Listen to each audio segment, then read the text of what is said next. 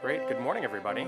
Thank you for joining what is right now an HHS work session with Councilmember Friedson joining us. But I'd like to thank my colleagues for allowing me to lead this conversation as the Council's lead on homelessness and vulnerable communities. And I should say at the offset also that this conversation is not about the budget. That conversation will be had on April 24th at 9:30 in the morning. This is just an update regarding this issue of homelessness and vulnerable homelessness within Montgomery County. So first, I would like to thank Mr. Johnson, Ms. Buckland, and Ms. Harris for joining us today. And I'll just get right into it. Mr. Johnson, thank you for coming here all the way from Utah to talk with us about this important issue. You have had a 31-year career in this space, having served as Deputy Director of the U.S. Interagency Council on Homelessness. And at HUD, you've been the Director of the Homeless Office, Deputy Assistant Secretary, and Acting Assistant Secretary as well. So clearly a leader in this field at the national level. And I'll let you get right into your presentation about best practices nationally and what we should be doing here in Montgomery County. Great. Thank you very much, and thanks for the opportunity. Hit the button. Thank you. Thank you for the opportunity. So I've got a slide deck, and feel free to interrupt at any time with any questions you might have. These are the topics I want to briefly cover. I'm going to give a high-level coverage for each of them, talk briefly about the demographics nationally on homelessness.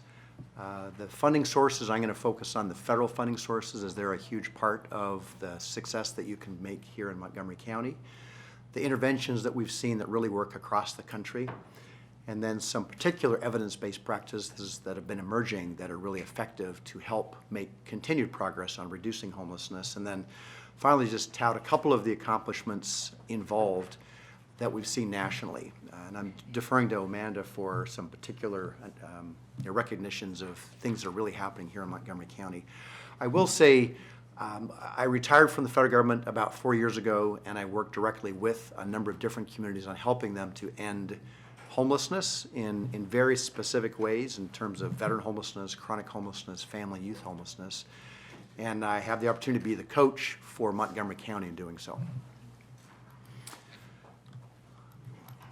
So this pie chart says a couple different things. If you look at the three big pie slices, that represents the thirds that exist in homelessness nationally. That about a third of all homeless persons are families with children living in shelters.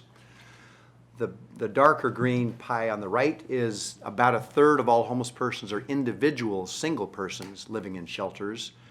And that bottom blue slice is individuals living on the streets. As you combine those two top pie slices, that's about 2/3 or 65% of all homeless persons live in shelters, and therefore 1/3 live on the streets, just to give a broad sense of where homeless people really are. As I mentioned, I want to focus primarily on federal resources, and there are two of those. One is from the Department of Veterans Affairs, which is obviously focused on homeless veterans. And the second primary source is from the U.S. Department of Housing and Urban Development, or HUD, which is where I worked for a while. There are various other federal sources, but they're very, very small, relatively speaking. Programs at the Department of Labor, various relatively small programs at the Department of Human Services and FEMA. In terms of the VA, there are two targeted, really effective programs. One is called Supportive Services for Veteran Families, which provides assistance for homeless prevention in a very targeted way, and then shorter-term rental assistance if people are becoming homeless. The other program is a joint program. I helped create this back in '91 with some folks from the VA called the HUD VA Supportive Housing Program, or HUD-VASH. So this is the only jointly administered federal program I know of where there are two federal agencies working together. HUD provides the housing, which is Section 8 assistance, and the VA provides the various services, including case management. They do have a number of other services that are useful there, such as their massive healthcare system, hospitals, doctors, et cetera, and cash benefits, such as when people become disabled as a result of military service. In terms of HUD, there are two primary programs that are targeted for homelessness. One is the Emergency Solutions Grant Program, which Montgomery County receives. It's a block grant, relatively modestly sized, but can be used for a variety of different things ranging from homelessness prevention all the way through shorter-term rental assistance. Their big program, Continuum of Care, is the largest competition in the federal government. It has over $2 billion of assistance. It's highly competitive because it's so large, and it really drives policy at the national level across the country because of the size of the dollars and the flexibility of the program. It's used for all sorts of different housing and services. At HUD, other programs that you're probably already familiar with would include the Housing Voucher Program, or Section 8, which is simply the chapter in the law called Section 8. That's probably of those, that's the one used the most. That's why I've bolded that one.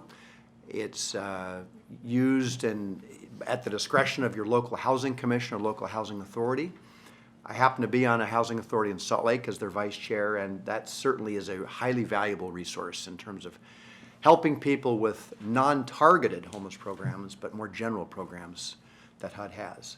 Public housing is another one that is very underused. The Community Development Block Grant, which is used for obviously lots of different things. I know you know a lot about that one. It can also be used and is used in most communities for some homeless assistance. And then the home program for providing housing is used and could frankly be used more. In terms of the interventions that we have been developing over the years, and I started before there was a homeless program at the federal level, and so we've learned a lot. We've made some mistakes, but we've learned some good lessons from that as well. And these are really the cores for confronting homelessness. Homelessness prevention, which sounds more complicated than it really looks. Emergency shelter, rapid rehousing, and permanent supportive housing. I'll just briefly talk about each of those. So on prevention, there are a couple ways to look at it. One is just looking way upstream, far before anybody would ever actually become homeless. That's things like having good healthcare system in place, having low-income housing, et cetera. But as you get closer and closer to somebody becoming actually homeless, the approach that we are increasingly taking in this country is finding those who are literally at risk of becoming homeless in the next few days. And we found in one large randomized controlled study that people are incredibly resilient. So people that we thought were at high risk of becoming homeless, when we looked over the next 3 years, 90% of them, 87% of them did not become homeless. So if we're going to use limited resources for prevention effectively, we've got to figure out how to do that very, very well. We call it rapid resolution. So as people literally are coming into a shelter to receive a bed that night, is where this intervention can be very, very effective. Because we already know they are in desperate straits and are becoming homeless if we don't help them right then. So meeting with them and assessing how we could really help them solve their problem opens up a lot of doors. They become much more creative and open-minded about how they could be confronting this problem. Thinking through where they stayed the last night, where they were the night before, and how they could possibly go back there. Maybe it's some landlord mediation. Maybe it's providing some grocery assistance or paying 1 month of rent to keep them out of the homeless system is very, very cost effective. In cities that do this well, it's about 30% of all these people coming into a shelter are diverted back out by some very short-term assistance and usually just mediation between the case manager and the landlord. The next intervention, which is probably the most obvious, would be an emergency shelter. It was the first response to homelessness back in the 80s. It's typically around 30 to 90 days. It can be longer if there's nowhere for these folks to go. It basically provides very simplistic housing and services and helps them start thinking about ideally where they would be moving to on a more permanent basis. I want to underscore it's vital to have emergency shelter, but is not the lasting solution. It's a very much of a Band-Aid approach. But it gets people off the streets. It helps them start assessing where can I really move to now in terms of permanent solutions. Most communities have chosen not to create any more emergency shelters, but use these other interventions, which are less expensive and more effective. Rapid rehousing is a relatively new intervention, and it came about because we were trying to figure out how to move people through the emergency shelters much more quickly than they were. In many cases, they were languishing for 6 months or more in an emergency shelter, which is a horrible place to be if you're a mom with a kid or frankly anybody else. And so rapid rehousing is this sort of simplistic approach of saying, let's provide some rental assistance to get them into an apartment, and let's provide some services so they can start looking for work, start getting their benefits, start really preparing to live on their own, and then over time withdraw the assistance where they can stay in that unit. So this is used for probably 70% nationally, 70% of people that leave an emergency shelter for some kind of housing assistance. It's not for people that have huge problems. If they are severely mentally ill, currently using substances, et cetera, it's probably not the best intervention. But for a significant percentage of a homeless person, this works really, really well.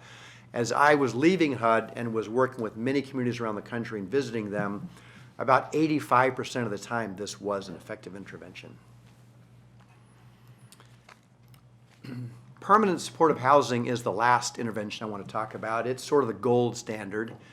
It works really well. It's long-term housing. It's kind of like a Section 8 with services and with a variety of services that will address the various needs that so many different homeless people have. It's really targeted to those who have the most acute needs, the literally most likely to die. And we'll talk about a little bit later, but we have an assessment that is used nationally to assess how serious at risk people are from dying. And this program, Permanent Supportive Housing, is the most effective tool for those who are most acute. Even though it's long-term and that they don't have to ever leave, I have seen nationally that people often leave within about 3 years because they want to move on to something else, like just a regular Section 8 without all the services or some other form of housing. When we've done national studies on this, it was between 83 and 85% effective, and that is they move into this housing and even a year later they are still not homeless. So the downside here is simply that it's expensive, but if you're going to have a lasting solution for people with lots of needs, it's going to cost some money. So in terms of evidence-based practices, I did want to briefly touch on 4 things.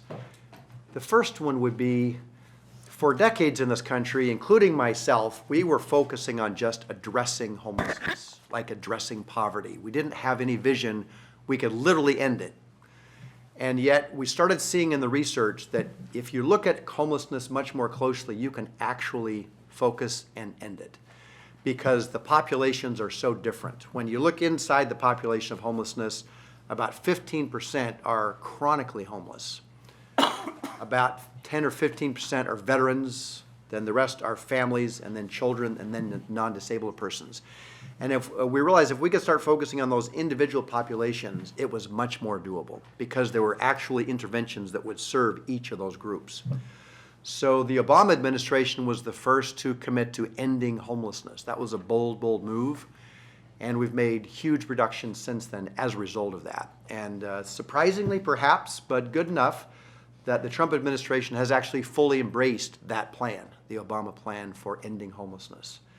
It's a very useful framework for all communities, and I would dare say every community uses that as at least a general framework, if not a specific one, for how they want to tackle homelessness, because it's based on evidence-based practices that we've learned from other communities and communities around the country, including Montgomery County. The federal funds are tied to these principles as well.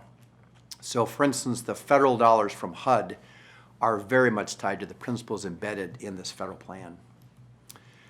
Housing first is a topic I wanted to spend a little bit of time on. The traditional approach, before we thought about ending and we were just addressing homelessness, was a very linear approach where you started with somebody on the streets, then you get them into an emergency shelter, which is a good thing, and then you move into something called transitional housing, which is for typically a year or so, and then you move them on to permanent housing.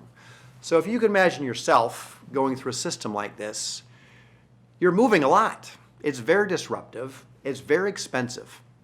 And so the problem was people just kept moving on. And there was a gentleman, he was a psychiatrist in New York City who was an outreach worker, and he kept trying to have people go through this system like all of us were in the country, and people kept telling him, no, I don't want to do this. And he said, well, what do you want? And they basically said, well, Sam, you idiot, I want a house. I want to get housed, and that's what I want. So he came up with this approach called Housing First, which is take people wherever they're at severely mentally ill, drug abusing, it doesn't matter, and move them into a unit. And frankly, it opens up their eyes to lots of possibilities because now they have safety. Now they have somewhere to go. Now they can focus on their mental illness and their drug abuse problems and everything else. And I've visited his clients, and I've visited clients all across the country that use this model, and it's really very effective. So the approach now, given we have Housing First, is if you're on the streets or shelter, ideally you would just move once.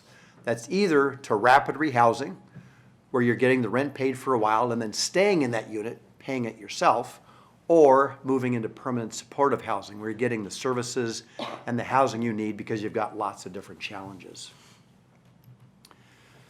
The key ingredients are that you quickly house them. For years, we thought we've got to really prepare them, assess them, get them ready. We just need to get them housed. And once they get housed, they really become much more open to solving their own challenges. We've got to think about it as housing people without putting a lot of conditions on them. Traditionally, people would say, well, if you have any kind of a substance abuse issue, if you have any kind of a mental health issue, if you have any kind of a criminal record, you are not coming into my housing. That's why you have a big street population in this country, is because we don't let people into the housing that they so desperately need. The other key, which sounds counterintuitive at first, is you let them come into the housing, but you do not require them to take all the services on day one. You offer them, and over time, they will embrace those services.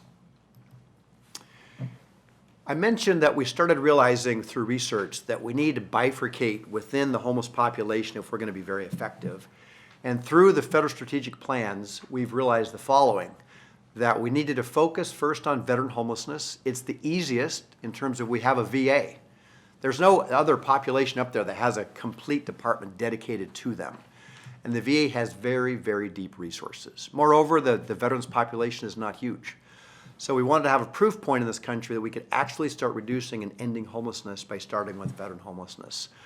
We then want to pivot to chronic homelessness because it's a very expensive enterprise. Chronic homelessness basically means that you've been homeless for over a year, like on the streets or in a shelter, and you have one or more disabilities. We found in a study that Robert Wood Johnson Foundation did in Seattle, for people living on the streets in Seattle, for a long period of time, it was costing the city and the state $80,000 a year per person. Because that person living on the streets doesn't have health care, they call an ambulance for $700, which takes them to the hospital, which charges or is incurring costs of $1,000 a day or more. Then they get put on the streets within a couple of days, and then they get picked up, put in the jail, or the psych ward, or the detox center. This happens dozens and dozens of times every year for each of those people, and as a result, it was costing them $80,000 a year on average. So that's the reason for the focus on chronic homelessness. It's a very highly acute population that costs communities a lot of money that could be used for other populations much more effectively. The other populations included family homelessness. As you saw from that initial pie chart, there are very, very few families living on the streets, which is good. And clearly, Child Protective Services would take those children immediately if they were out there for very long. So the vast majority of homeless families are in shelters, which is a good thing. And many of them, about 60% nationally, self-resolve within about 60 days because they're so desperately interested in keeping their family together. But it's important to help end family homelessness because for children living in shelters, even for weeks at a time, is a horrible condition, obviously, for any child and has long-term effects. Youth homelessness has been a population we've been learning a lot about in the last 3 years. They, by definition, don't want to be found. They have left their family because of problems where they are not accepted by their family because of their gender status, for instance, or they just don't want to follow the rules of the family. So they've been hiding from family, from schools, from other traditional institutions, and we're just getting a better handle nationally on how large that number is. It requires very similar kind of interventions, but it requires sort of different kinds of outreach to find them because they're not in traditional places. Other populations that have been talked about increasingly include domestic violence, and there was a new appropriation just a few weeks ago given to HUD to target this population a bit more. Unsheltered homelessness is becoming an increasing problem. In large cities, especially along the West Coast in Chicago, and Las Vegas, it's become a massive problem. And the problem with unsheltered homelessness is the longer you stay outside, the sicker you get. So some studies were just released a few weeks ago that show if you're outside for 3 years or more, 92% of you have serious health conditions relative to living in a shelter, where it's a much, much smaller problem. So that's becoming an increasing problem around the country to focus on. And after we've ended all of that, we'll just simply focus on ending all other remaining forms of homelessness. So these would be people that are not disabled, that still have challenges with staying in housing. So I've talked about these two, and I gave that example, so we can go ahead and move from here. And I will, I guess, underscore, though, that this has been the focus of the last 10 years, veteran and chronic homelessness. I've mentioned this emerging focus, and these are some other examples of how tough it is to be unsheltered. The last one was stunning. I saw that about a week ago. 25 times more likely to have a trimorbidity diagnosis of Hep C, psychiatric disorders, and substance abuse than people who are sheltered. There's a massive distinction between living outside and living in a shelter or in some kind of housing. Another topic I wanted to highlight is coordinated entry. So in this community and in every community traditionally for the last 30 years, individual homeless providers were picking and choosing the people they wanted to serve. They tailored their programs a certain way. They wanted to bring in certain kinds of people, and they got very comfortable in doing so. And that's a natural thing. I'm sure I would have done the same thing. What we realized, though, by allowing every provider just to pick whoever they wanted to, they tended to select people that had the fewest problems, right? That's a natural thing to do. If you've got a lot of criminal history, I don't think I want to pick you. You've got a severe mental health problem, I don't want to pick you. And so those people stayed outside, unsheltered the longest. And so HUD, the U.S. Interagency Council on Homelessness, researchers, providers around the country realized we've got to make a change here, and it's called coordinated entry. This approach is that we first of all assess every single homeless person in exactly the same way. So they all have equal footing to be knowing what their needs are. And it's this vulnerability index to see how likely it is that they will be dying. And every homeless person in the country is being assessed this way. And then it's prioritized, so the people that have the highest score, the people most likely to die, will be the people that get that permanent supportive housing, the housing and the services that they most need. So all communities have been in the process over the last year and a half of implementing this. And it's not easy. It's a huge shift in the system and a jolt to the system, frankly, to go from individual providers selecting exactly who they want to provide to having this coordinated assessment system, which is going to take a little bit of while to implement, and then making sure that those highest priority people are housed most quickly.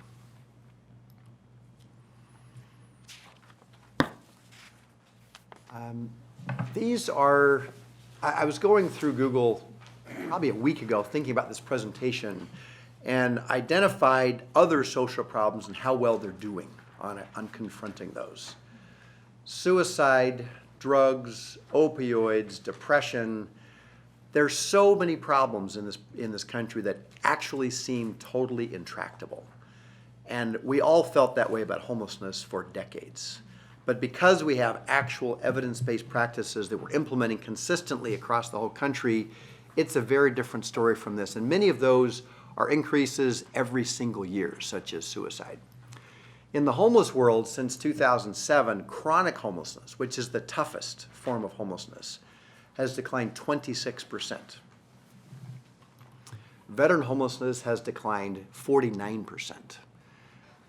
I dare you to find another social problem that's had that kind of decline. And it's not these one-time blips where it happens because maybe we have a good economy for a little while.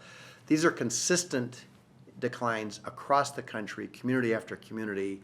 And it's because we know as a community and as a nation how to really do this. It's interesting that there are now 66 cities in 3 states that have actually ended veteran homelessness. So imagine if we could say that about opioid overuse or suicide or depression or any of these other social ills that seem so intractable. And the last thing I wanted to focus on is I left HUD as the assistant secretary And for the last 4 years, I've just worked directly with individual communities across the country. And I certainly have appreciated from these different perspectives, from federal down now to local, that leadership really matters.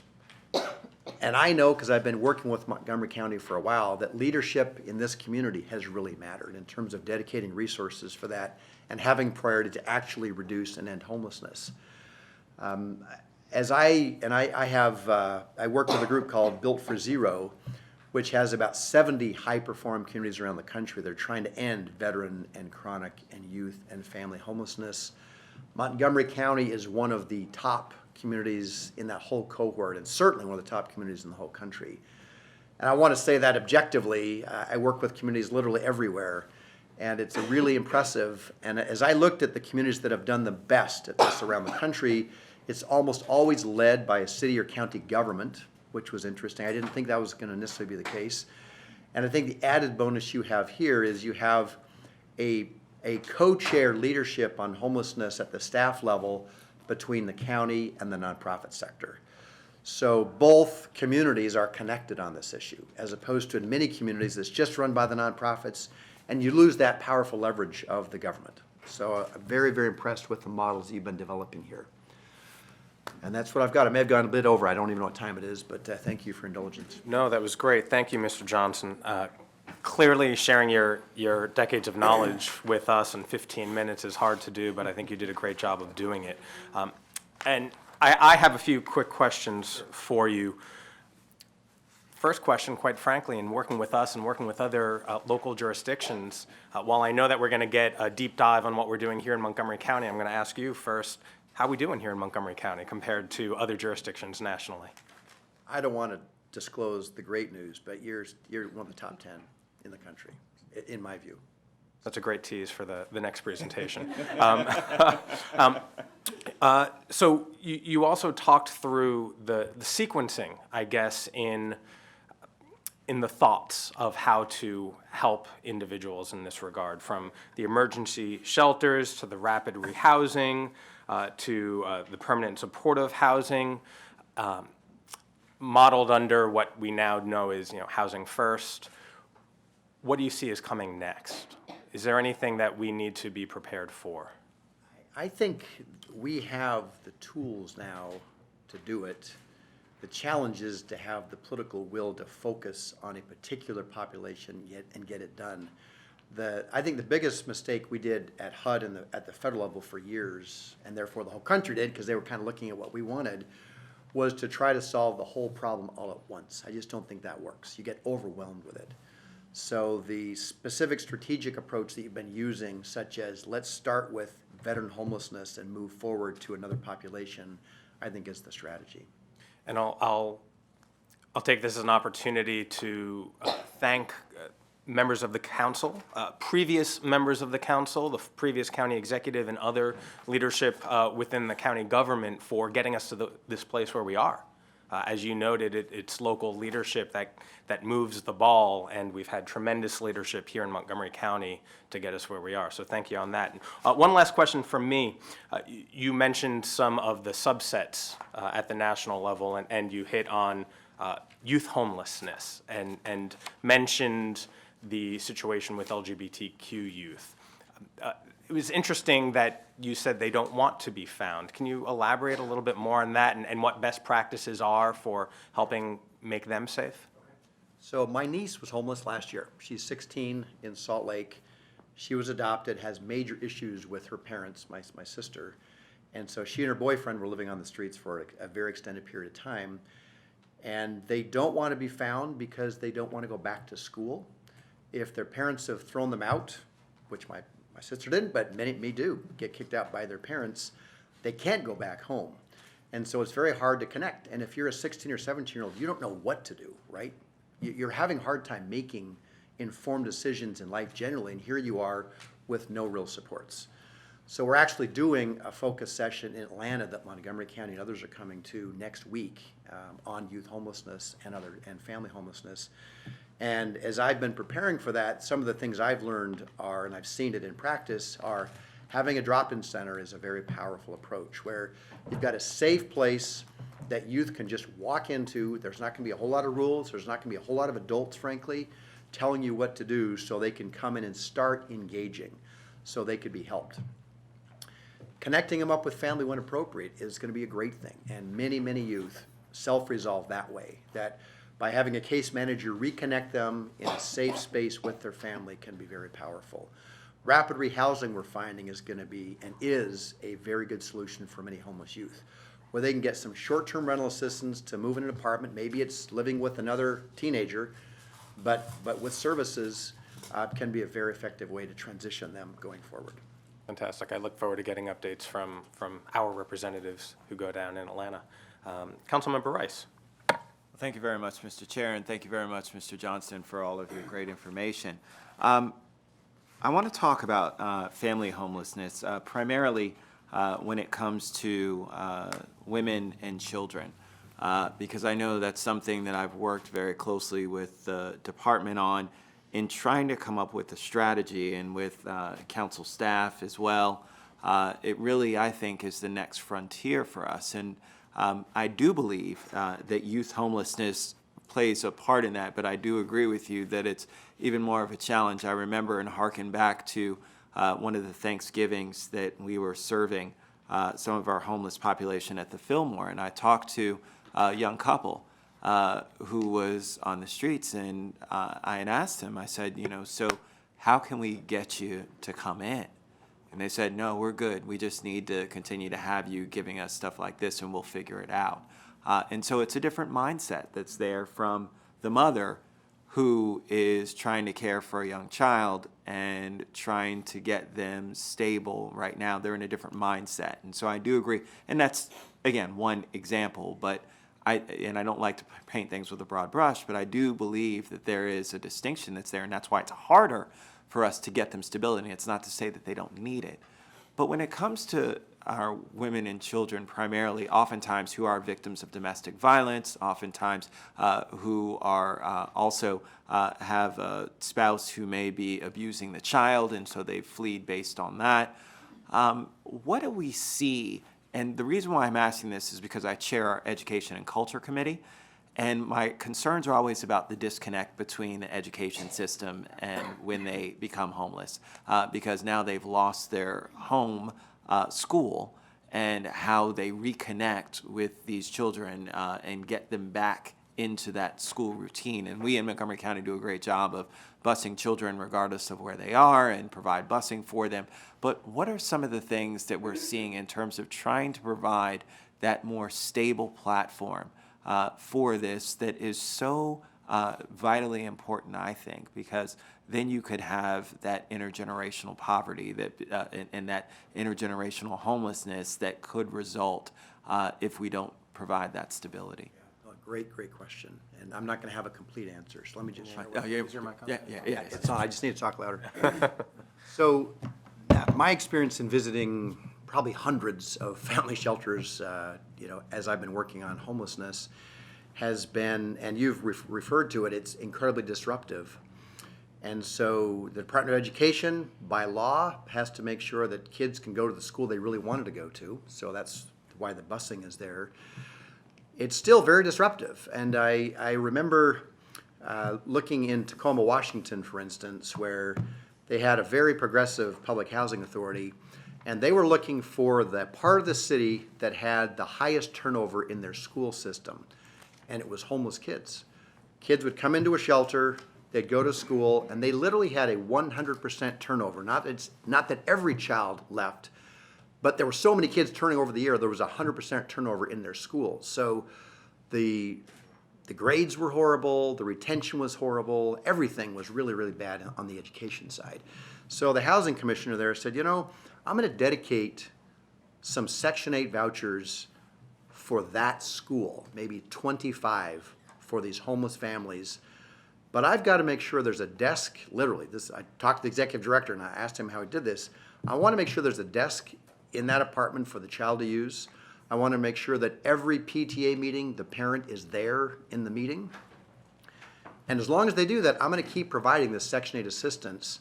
And then he tracked the education scores over time, and it was phenomenal. Just by the housing stability of staying put with a stable place to live, how it impacted their education. So I'm not saying that's the solution, but the overall solution is ensuring some housing stability for kids so they can stay engaged in school. Thank you very much for that. That's a great recommendation. I'll certainly follow up on that with staff and with the department. Thank you. Thank you, Mr. Chair. Councilmember Allen. Thank you very much. I want to reinforce and acknowledge the great work that was done by, in particular, Councilmember Leventhal under his leadership in partnership with our Department of Health and Human Services, but our nonprofit sector as well. Just a great example and a great model.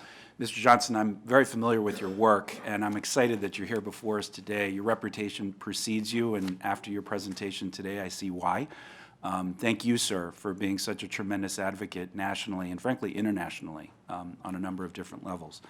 I want to pick up where Councilmember Rice left off and acknowledge that our office recently got involved in a case, and I want to thank our Health and Human Services Department for supporting us in that effort, in which we were trying to provide support for a woman who had, I believe, 4 children, who was the victim of domestic violence, and we did see some gaps in the system in which, for example, she had to retell her story to multiple different entry points, and it's a painful story, obviously. And you know, we'll transition to HHS in a little bit to talk about what some of the best practices are locally. But from a national perspective, I know in the next phase of what we want to do here in Montgomery County is end family homelessness. But if you could talk a little bit more about some of the interventions that are unique to family intervention as opposed to some of the other interventions that you've illustrated, and just underscore that would be great. And then I have a follow-up question on workforce development, but if you could start there, that would be terrific. Sure. So homeless families, when they're assessed, certainly have lots of needs. I don't want to understate that at all. They typically don't have the many disabilities and long-term homelessness that the people that score the highest on these assessments have. And so while some homeless families will really need permanent supportive housing, at least in the rest of the country, most homeless families do not need permanent supportive housing. And it's good because we don't have nearly enough resource in any community to solve homelessness just with one intervention, that most expensive one. The interventions that I think need to be enhanced the most in communities is really targeted homeless prevention so that families don't have to be actually homeless. They shouldn't have to come into that system with children. There was a really fascinating study done of 11,000 people in New York City where they were sure they were going to become homeless, so sure that they called the homeless prevention office in New York City to say, look, I need help now. So they did a controlled sample where half of those 11,000 got a whole range of different prevention services. The other half didn't get anything because they wanted to get a sense of what impact it would be. Shockingly, 90% of the families that didn't get any assistance actually didn't become homeless because they were so resilient to keep their family together. They found a solution to their issue. We did find from that study there are some predictive factors. And so it is, if you've been homeless before, then there's an increased chance that you're going to become homeless again, for instance. If you've been in an institution before, such as jail, there's an increased risk. If you have 3 or 4 of those factors together, that's a very high chance you're going to become homeless. And so a number of communities are starting to apply, based on research, some of these factors so they can target the very limited resources they have on prevention. Mm-hmm. Because if you simply rely on, for instance, evictions and say everybody getting an eviction notice is going to get helped, it's not going to be, from my own perspective, the most effective use of those incredibly limited resources, that 90% of those people will actually not become homeless. And I don't mean to be hard-hearted about it, it's just that there's not enough money to go all the way around. Mm-hmm. And so that's where most communities are really struggling right now, is how can we be more effective and efficient in targeting our homeless prevention resources to the people that actually are going to become homeless. And being in the shelter when somebody presents is one of those key points where you could set them aside and say, let's really try to solve your problem. so you don't have to stay here even one night. Let's pay your groceries. Let's pay the landlord that just kicked you out if he needs another month's rent or he needs something else resolved. Let's resolve that problem. That will be far less expensive for the system and, more importantly, far less impactful on the family. Rapid rehousing is the other intervention that, at least in other places around the country, is truly highly effective for homeless families. On its face, it may not sound effective, but when you track it over time, it's really, really effective. And it's because, just like in homeless prevention, if you lean on the family a bit to say, let us help solve your problem, they get much more energized to figure out how to do this. And I was working in New Orleans, and we had two different providers that were doing rapid rehousing. On average, in one of them, people were staying an average of 300 days. Another one, an average of 200 days, because there was no incentive to ever leave. So they didn't really look for work, and they didn't look for ways to leave because there was no incentive to leave. So that's one of the beauties, ideally, of rapid rehousing, is identify a length of assistance that's flexible. So maybe the goal is, let's try to have you find other sources of rent within the next 3 months or 6 months or 9 months or whatever the time is. At least they have some goal to work for. And the results are really impressive, that they are really resilient in trying to solve their challenges. And if they need more time, then give them more time. But having a time frame is very useful. So prevention and rapid rehousing. Thank you. That's really helpful. I want to highlight something you mentioned earlier. You mentioned a niece in your family. I had an aunt in my family who in the 90s was going through a mental health crisis, and the family circled the wagons and did everything humanly possible to prevent the worst from happening. But there was a short period of time where my aunt was homeless. And what interventions or preventions have you found for families who have a family member in crisis work? or in your specific case, it was a harrowing and difficult and painful experience. I was in high school at the time, and so I didn't focus on it as much as I would today. But I know it caused a tremendous amount of distress in my family, and they did everything they could, and it just seemed to, even those efforts, fall short. Yeah. From an intervention standpoint, are there models that are out there that may be productive or helpful for families to be able to access? So I'm not a psychiatrist, not a psychologist, so I'm only speaking from the experience I have related to homelessness. I have found the shift over time where we used to in this country have outreach workers go out, and their connection was providing sandwiches, providing some coffee. That's great, but it's not going to solve their problem, right? And so a number of communities are using outreach in a much more assertive way, saying, I'm going to help you solve your housing crisis. That's why I'm actually here. People become much more open to engaging if they hear there's actually a connection to housing. In New Orleans, for instance, they were trying to end veteran homelessness. They were the first in the country to do so. And they had a lot of really resistant veterans. They're just so tired of people coming by and saying, here's a sandwich, because that's a big program down there. So they had active duty military, National Guardsmen volunteering their time to go out and do outreach, and then saying, we have housing for you. And it was a completely different response. They had trust with the person because they actually believed this armed forces individual, but when they heard there's actually a follow-up with actual rapid rehousing or permanent supportive housing tied to the connection, it made them much more open. And that's not to say it's not going to take multiple times if somebody is severely mentally ill to really engage with them. I work with Arlington County as well, and their police use an iPad. And so if the policeman there interacts with a severely mentally ill homeless person, they'll get a psychiatrist on their iPad and start having a conversation with a homeless person to help engage them. So there's lots of interesting ways to do it, but having a true connection with the person makes a big difference, and having an actual solution for them increases the chances. Thank you. I appreciate that. And then the final question for now is on workforce development. So obviously that is a critical component to this as well, and we have an entity in Montgomery County known as WorkSource Montgomery, and there's a variety of obstacles or challenges that we're trying to address there. But if you could just highlight one or two models that you've observed from a workforce development standpoint nationally that you think are working effectively, and maybe in your assessment we're doing well here in the county, But clearly that goes hand in hand with this effort as well.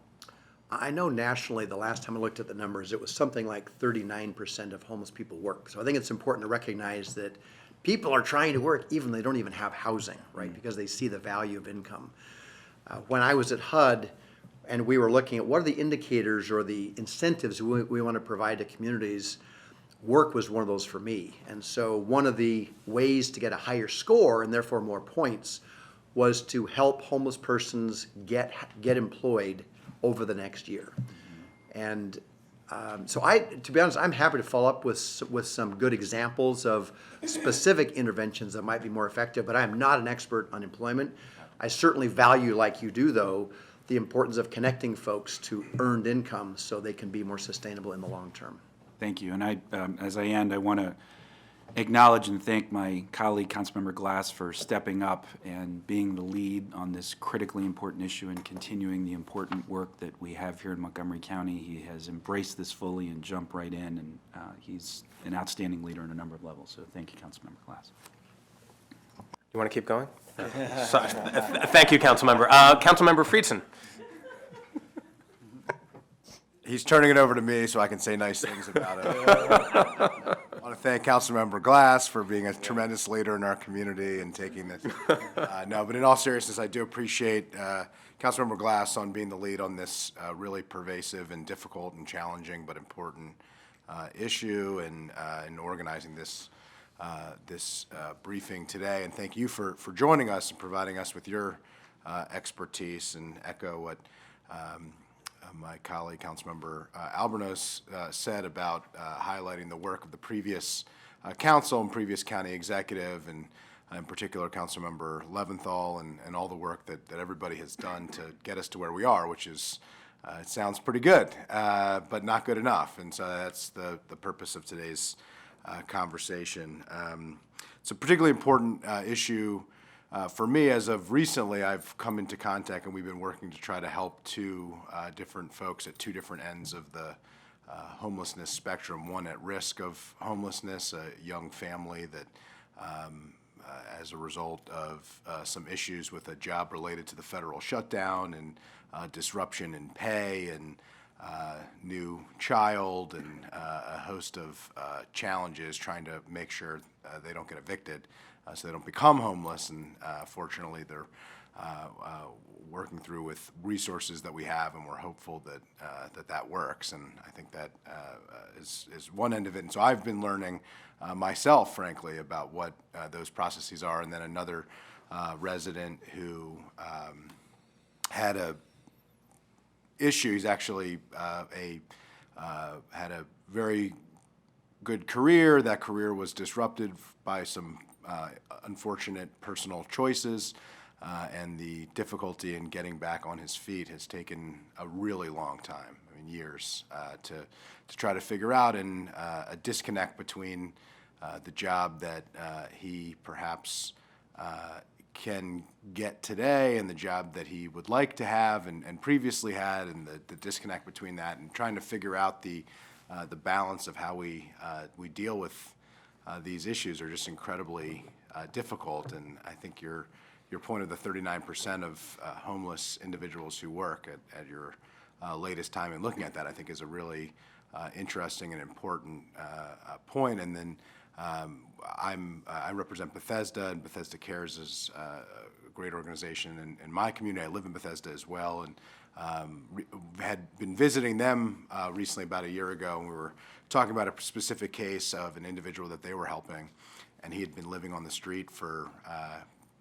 well over a decade, I think 13, 14, maybe 15 years. And they had found him housing, and the challenge was he wasn't comfortable going to the bathroom inside. It was just not, it was so foreign to him. And so figuring out ways to make that more of a comfortable environment, he would use the housing to drop off his stuff so his stuff could be safe, but then he would leave and sleep outside.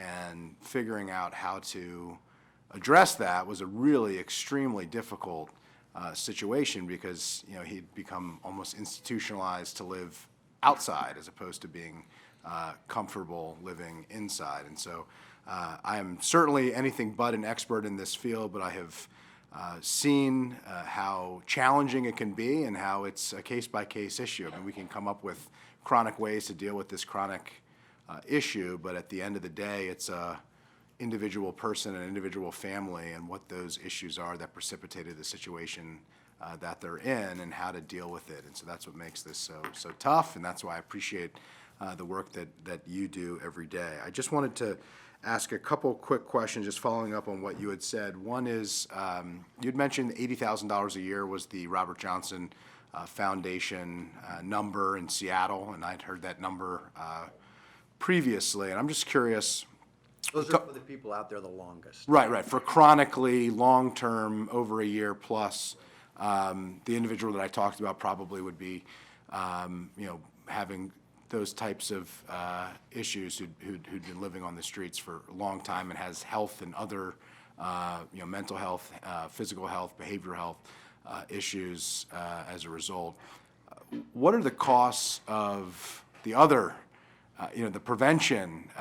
Because, just like in, I think it's less expensive to rehabilitate somebody than it is to imprison somebody, and I think we need to talk about, to educate versus that. I mean, and we talk a lot about that, and I don't think we talk enough about how, what is the cost benefit of permanent, finding permanent housing, finding a solution, having it be, consistently effective versus the $80,000 that you had cited before in a jurisdiction like Seattle. Right. So I'll respond in two different ways. In terms of the cost of actually preventing it, which you referred to, but also the notion of ending it in terms of providing the housing. So at that time of the study, the services and housing was $24,000 in Seattle. Okay? So for people that are really, really costly, it could be a whole lot less to solve their problem. On the prevention side, it would be a whole lot less than that.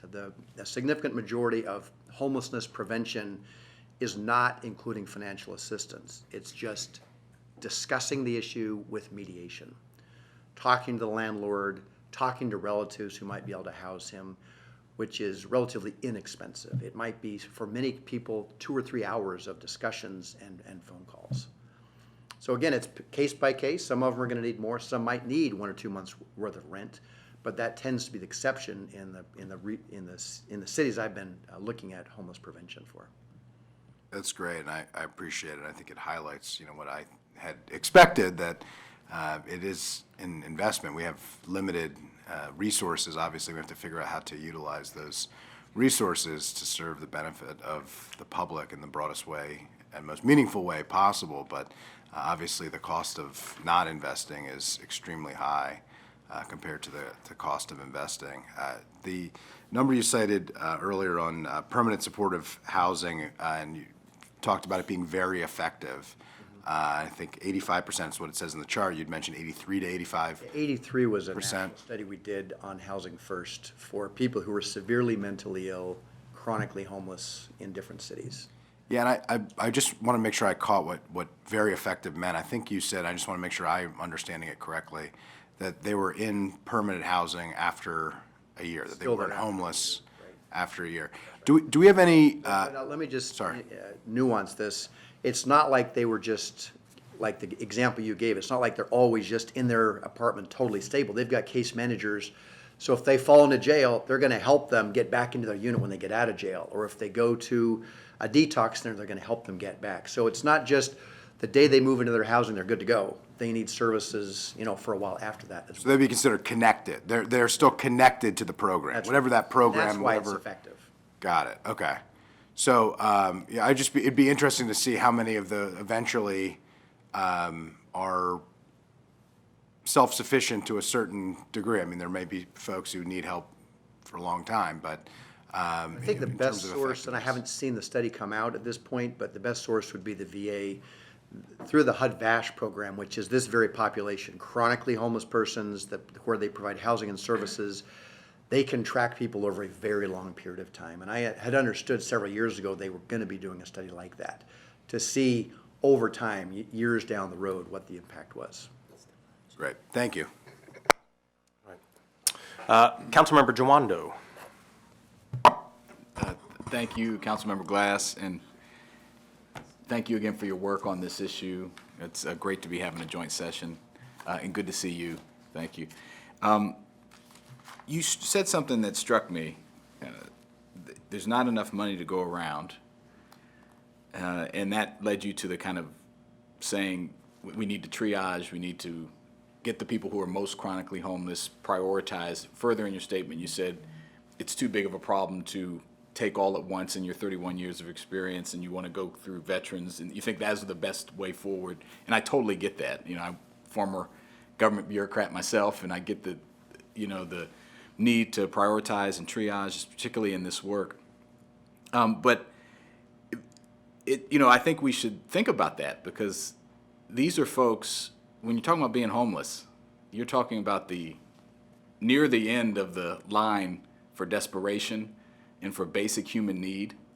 And we're saying as a society, and I know you did your whole life to prevent this, but that we just can't tackle it all at once. And you know, I was struck, I think I looked at the other night, the National Alliance to End Homelessness is now lobbying Congress, or in their last proposal, for $2.8 billion for the main federal grant dealing with homelessness, and I think that would only be up from $2.5 billion. And I wonder, I guess my first question is, what would be enough?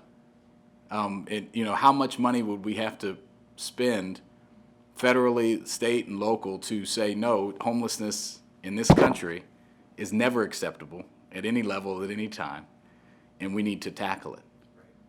Well, you could take the number of about 600,000 homeless people times, let's say, $30,000 per year, and that would be the baseline for ending homelessness for all persons. That would be a big number. So you said, I'm going to get my calculator. There's about 500,000 homeless Okay, persons. 500,000? I think it's five. Yeah, at any one Let's time. say 600 just to round up, because it's more than five. Let's say it's 600. Times 30,000? Yeah. Okay.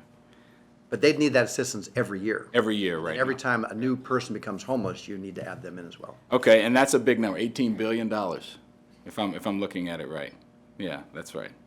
So that's a big number. Yeah. And then, and that would presume, And that's not even all the services you need. that's not even all the That's services. basic case management, housing, and some additional services. Based on what it costs now, in your professional opinion, to deliver the level of service to, but presumably, And those requests, honestly, there have been advocates, not the National Alliance. They're a very strategic thinking organization. Yeah.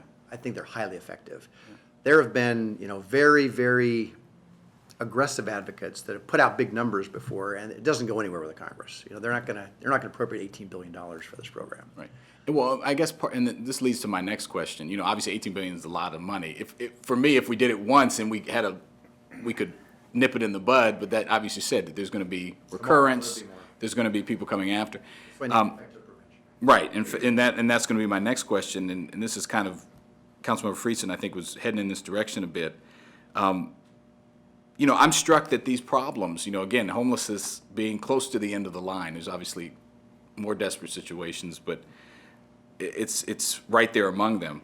It seems to be a collection of many, many problems, right? And so whether it's All other societal problems. right, you know, inequities in economic opportunity, you know, racial inequity, criminal justice system, mental health or substance abuse, educational opportunity disparity. So there's a lot. It's basically all the things the ills of society wrapped up in one that can lead to this, right?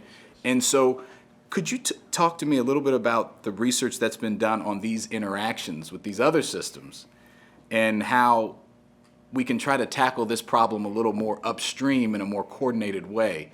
Because while we have to prevent the chronic homelessness, and I think those are all great steps that we need to take here and other places, I'm really interested in how do we get the conversation about homelessness, about getting those connected to those other issues on education or criminal justice, you know, and what is there anyone leading in that way, and how are we doing that? And I know they're tangentially connected, but is anyone studying and looking at it in a critical way to get further upstream on the side of prevention? Does that question make sense to you? It's a big question. It is a big question. So let me make one or two observations. I'm not going to do it justice, but one challenge we've had in this country is we have all these different institutions that do not talk to each other. And so one example that I'm working on right now is the state of Louisiana has the highest incarceration rate in the world. They desperately want to turn that around. And the problem is when they release these prisoners, many of them become homeless. Right. And so the state corrections department and the state housing department want to solve that problem jointly because they realize these are all connected problems. So in this instance, we're going to be using a homeless diversion program inside the prison, where we're going to have a case manager for every prisoner that's about to be released who's carefully assessed to see if they're going to become homeless or not, and try to solve their housing crisis before they leave. So we have lower rates of homelessness and lower recidivism rates going back into the prison. So that thinking doesn't happen very often, to be frank. And so we need more of that discussion. We really do, because there are all these, mental health, corrections, racial inequities. There are all these different elements that we really need to be tackling, but it's a massive undertaking. Right. So I don't have some simple solution. But breaking down silos, that's a great specific example, and I'd love to learn more about that. I think that makes a ton of sense. Because you can pick out reentering individuals, folks with mental health, substance abuse. You can pick out the people. We know from statistics who's most likely to fall into homelessness, correct? Well, and I was interviewing a number of these inmates in their cells, and I said, so how come you couldn't move home with your family when you leave here? Well, my 3 brothers are felons, and I'm going to violate parole if I move in with family. Right. So I pointed to the next guy. How about you? Well, my mom is the felon in my family, and I can't go to her. So there's these intractable challenges that we have to really think through. Where we disincentivize and actually encourage homelessness in some cases. Yeah. Thank you very much, and thank you for your work and being here. And I look forward to hearing from our county folks too. So thank you, Mr. Chair. Councilmember Reamer.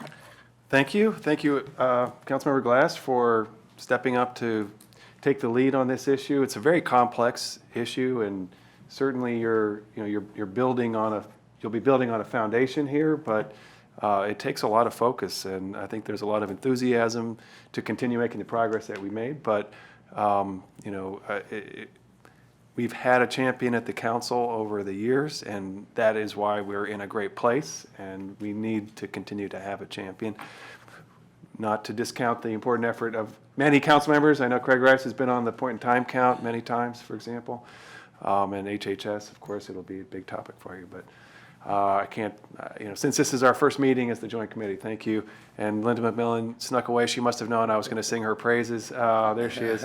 But the work that she has done to help us understand the opportunities and the decisions that we can make can't be understated. So thank you, Linda.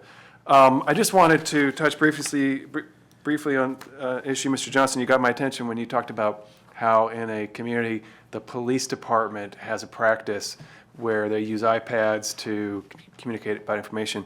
Is there a set of police policies and police department practices that are helpful to the issue of interacting with homeless population and helping actually move towards ending homelessness? You just mentioned one. I don't know that we've really conceived of that in a kind of holistic way of there's a set of practices that police departments should be on top of in order to be supportive of the community's goals. So there's a wide range of practices by police around the country on engaging homeless persons. I was in San Diego a couple of weeks ago, and years ago I went on rides with the police to get a sense of how they do it. They have dedicated policemen that only help homeless people. It's a tourist city, as we all know, and so the last thing they want is lots and lots of people on their streets that are homeless, but that's what they have because the weather's so nice. So they have a dedicated force of, I don't know if it's 2 or 4 policemen that drive around and find homeless people and help them connect with housing and services in a loving way, frankly. It's a wonderfully engaging way. So there's this great relationship, frankly, between the police department, from my perspective, and homeless persons living on the streets. In rural areas, homeless persons are the primary outreach workers for finding homeless people and engaging them. So when I've worked in really rural areas, the police are a major presence and can be very, very helpful.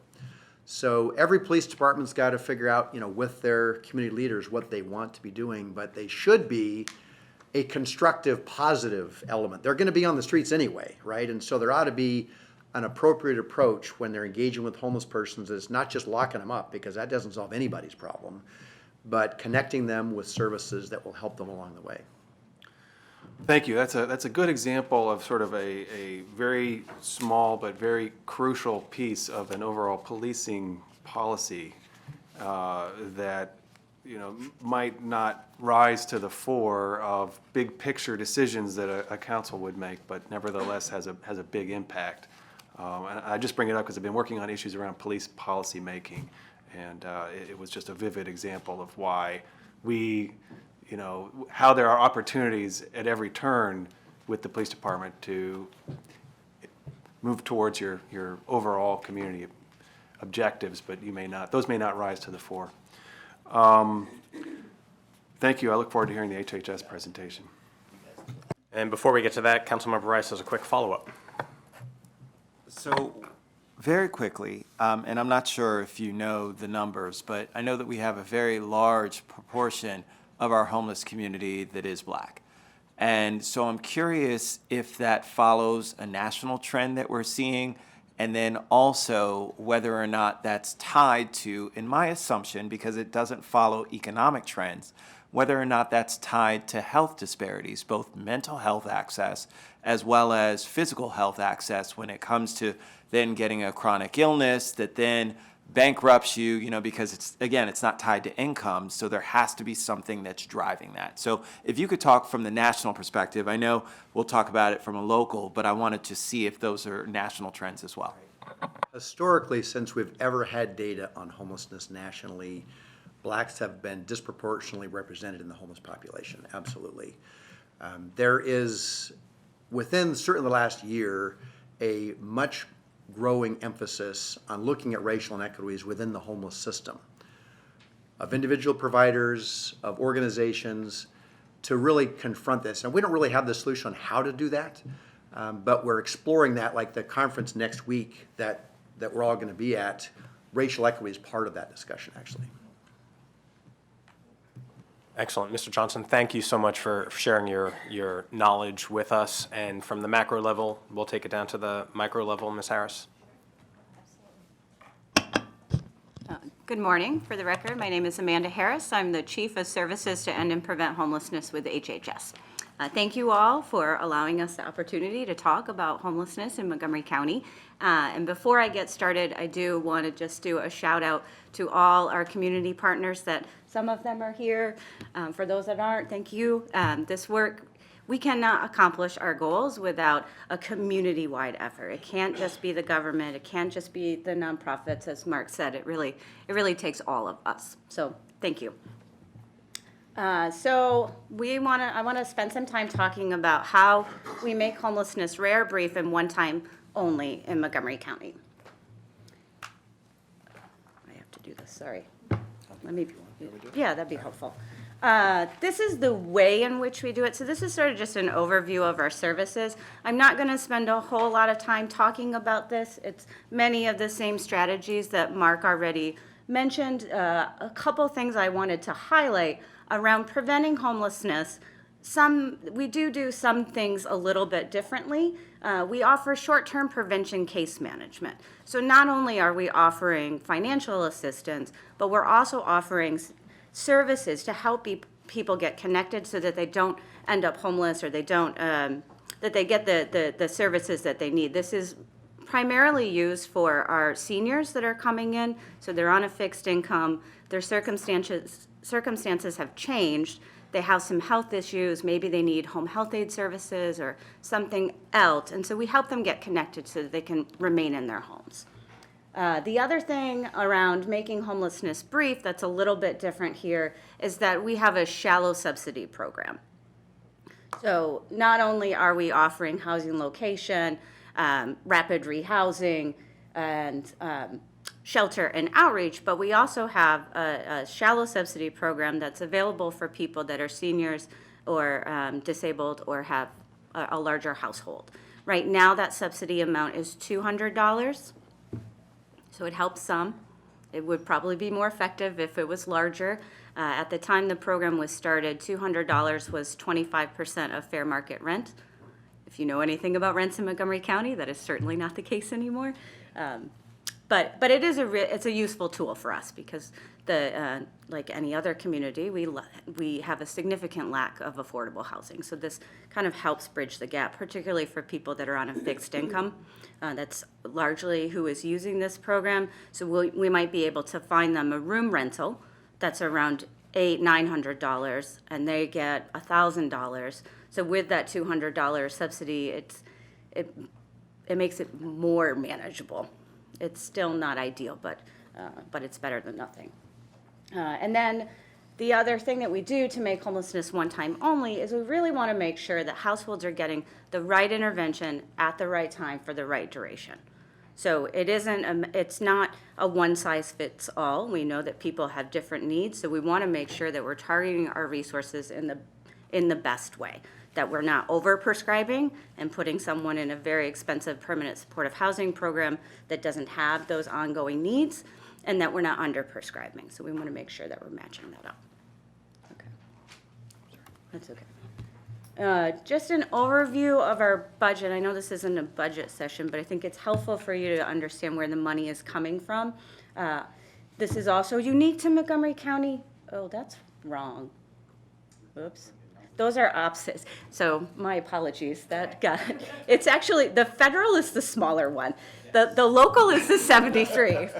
Yeah, that's not right at all. 'Cause that would be more typical of most communities, that the vast. We would love it if it looked like that. Aspirational goal. Yes. Most communities, the vast majority of their funding for homeless services comes from HUD, the Continuum of Care program. That is not the case here. 73% of our funding is local, 7% state, and then 19% federal. I will say, just a shout out to all of us in the community, the 2018 COC competition, as Mark said, it's highly competitive. We just received our score, so every community gets a score. The maximum amount of points that a community could receive was 200.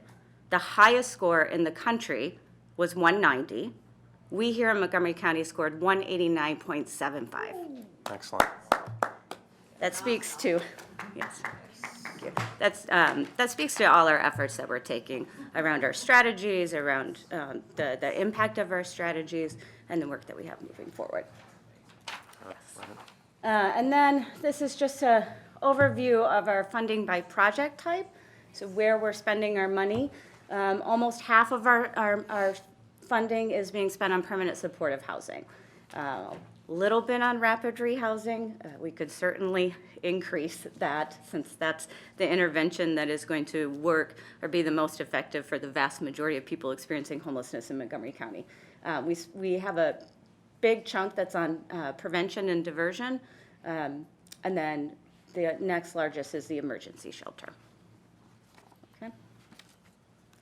This is just an overview of our coordinated entry and how it works. So we have a coordinated, a common intake and assessment for single individuals that can happen in multiple locations. So it could happen at the hospital, it could happen at the shelter, it could happen on the street.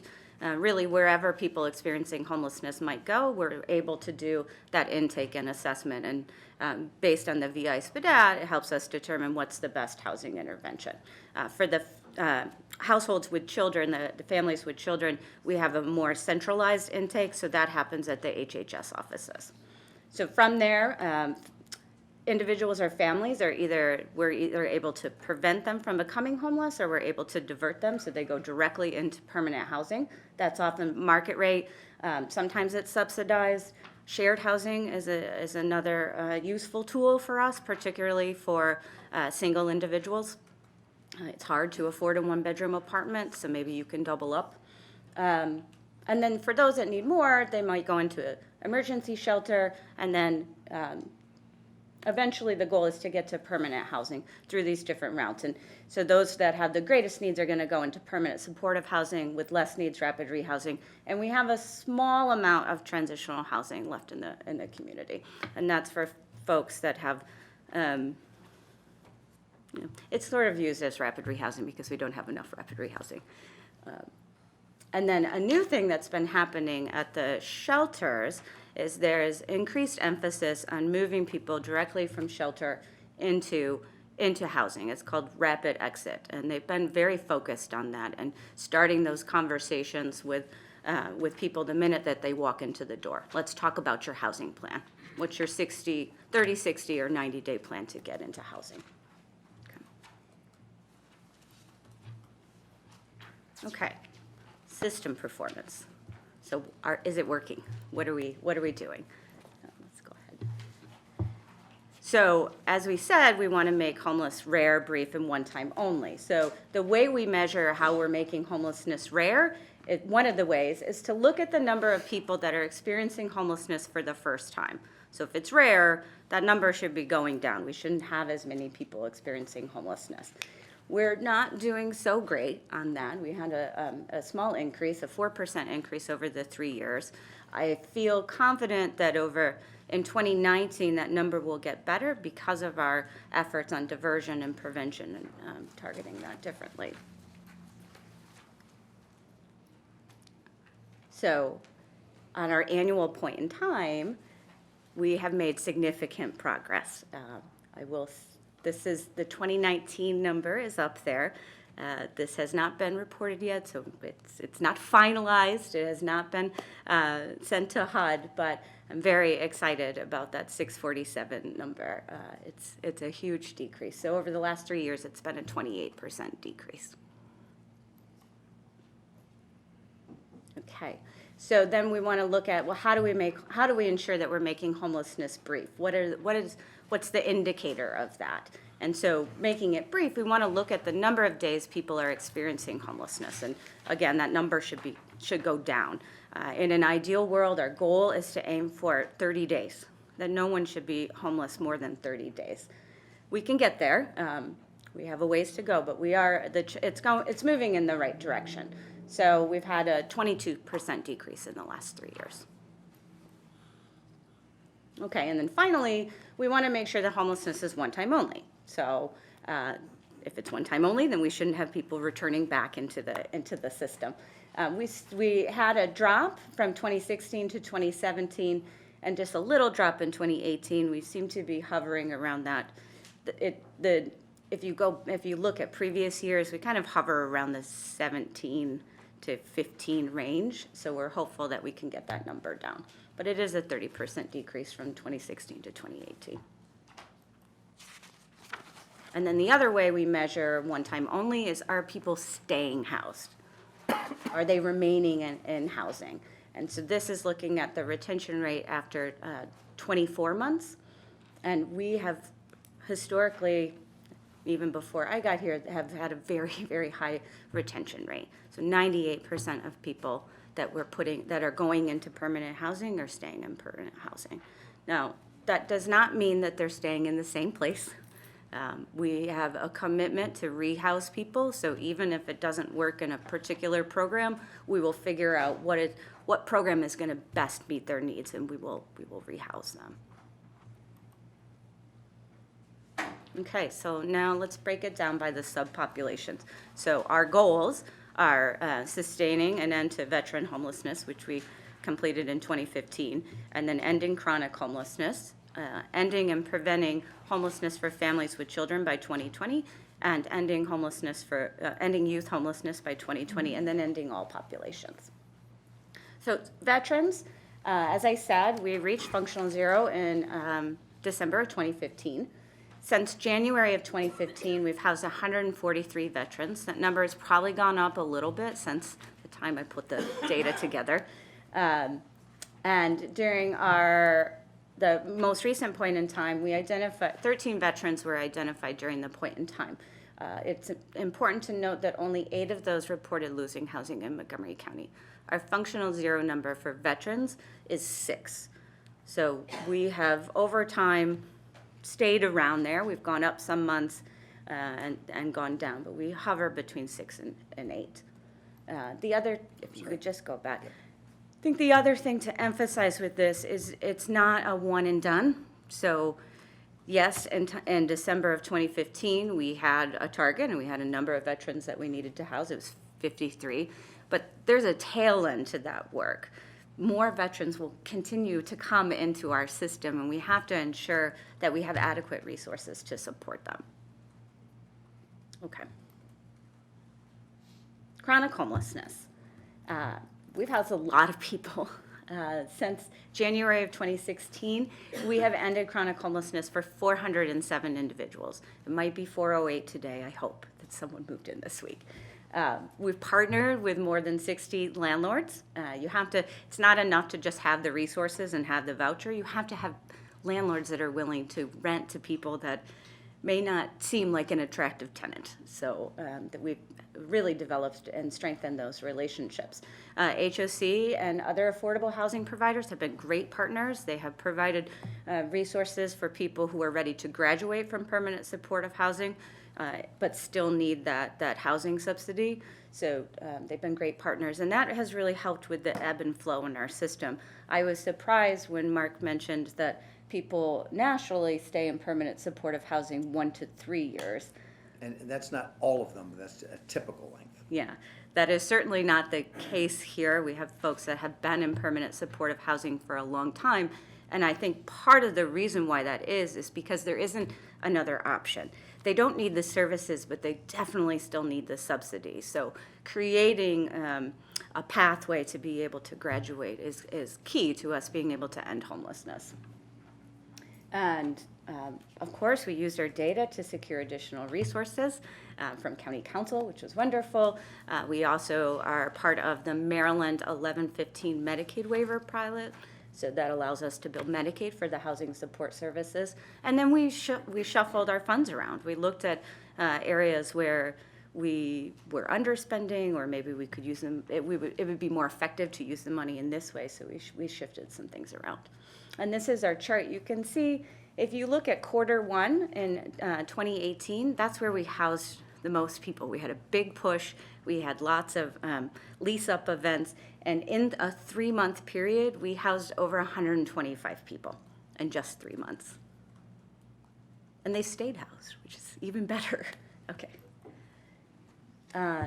So this is the number of actively chronic homeless over the last couple years.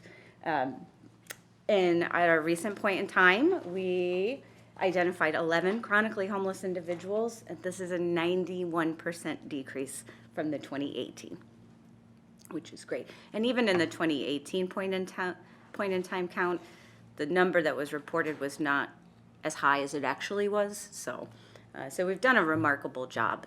I think what I want to highlight here is you can see after around April of 2018, we've been mostly maintaining at the same level. We've been hovering around 12 chronically homeless individuals. Not the same individuals. We've had some that have been on our list since then. They're very difficult to engage. But most of them are people that are coming in and then we're housing. So the inflow matches the outflow, which is how the functional zero number was defined for veterans. It's not the same formula for chronic homelessness. So the USICH and HUD have defined functional zero for chronic homelessness as 3. So at any time, we cannot have any more than 3 chronically homeless individuals. We are striving towards that, but we feel pretty good that we have reached our own functional zero because we've been hovering at the same number and we're able to manage the inflow and the outflow. We think our functional zero number is 12. Seems more appropriate. Yeah. Families with children. So we have also been doing a lot of work on addressing family homelessness. One of the major things that we did is we realized that the way folks were coming in through our system was essentially they were coming on and they were put on a shelter wait list. And we weren't having a lot of conversation, and families were doing a lot of waiting. They would wait to get into the motel, which is our overflow shelter, and then once they got into motel, they would wait until they got into the regular shelter, and then they would wait until they got into a housing program. And we were spending a lot of time waiting. And waiting for what? It's a wait list to nowhere. So we wanted to flip that. So instead of having folks come in and then at the front door, we would separate them between, oh, this is prevention, oh, this is a homeless family, they need shelter. We started to have a seamless intake where the conversation was the same. Whether you were coming in seeking shelter or you were coming in seeking financial assistance to prevent an eviction, because the families were often the same, they just didn't know the system. So oftentimes we would have families come in seeking shelter that actually they hadn't been evicted yet. They hadn't been formally evicted, but they didn't know. They got a letter from the landlord. They were scared. They came in seeking shelter, so we put them on this list. So this has really helped us to do that problem solving and move the services upstream. And since we've been doing this, we started in July, 2/3 of all the families that are coming in seeking shelter were able to resolve their housing crisis without having them go into shelter, which is awesome and huge. And much better for people. I know, especially the motels, it's not a good environment for children to be in. We don't want to use motels. We want to put families that have more significant needs into shelter. And for those that don't, we want to help them get into housing right away. We have been able to significantly cut down the use of motels. As of today, we only have 31 households that are on our coordinated entry list. Typically, we would have around 70 households. So we're doing a much better job connecting them to the right intervention. And the rapid rehousing has also helped with this too, because we actually had an option for them. What we have seen, one of the challenges in addressing family homelessness is where we get stuck is when we have very large families with disabilities. And that probably need permanent supportive housing. But the permanent supportive housing that we have available in this community cannot accommodate that large of a family. So our project-based vouchers, so they're site-based units, they're not big enough to house a family of 7 or 8. So it takes us longer to figure out what's the best option. Okay. Youth homelessness. We are desperately trying to get a better understanding of what are the needs of our youth population. We did last year participate in the Maryland Youth Reach, so this is an effort by the Department of Housing and Community Development and the University of Maryland to do a more targeted approach to youth homelessness. Instead of doing it during the point in time where you literally go out on the street and you try and identify youth, we would do it over a 2-week period and try and go to places and connect with providers that are serving youth, whether that's in the schools or it's in anywhere that youth might go. Jails, we did a lot of work in the jails. The other youth providers that are not necessarily homeless service providers, but they're serving youth in education programs or GED, so trying to get a better grasp on that.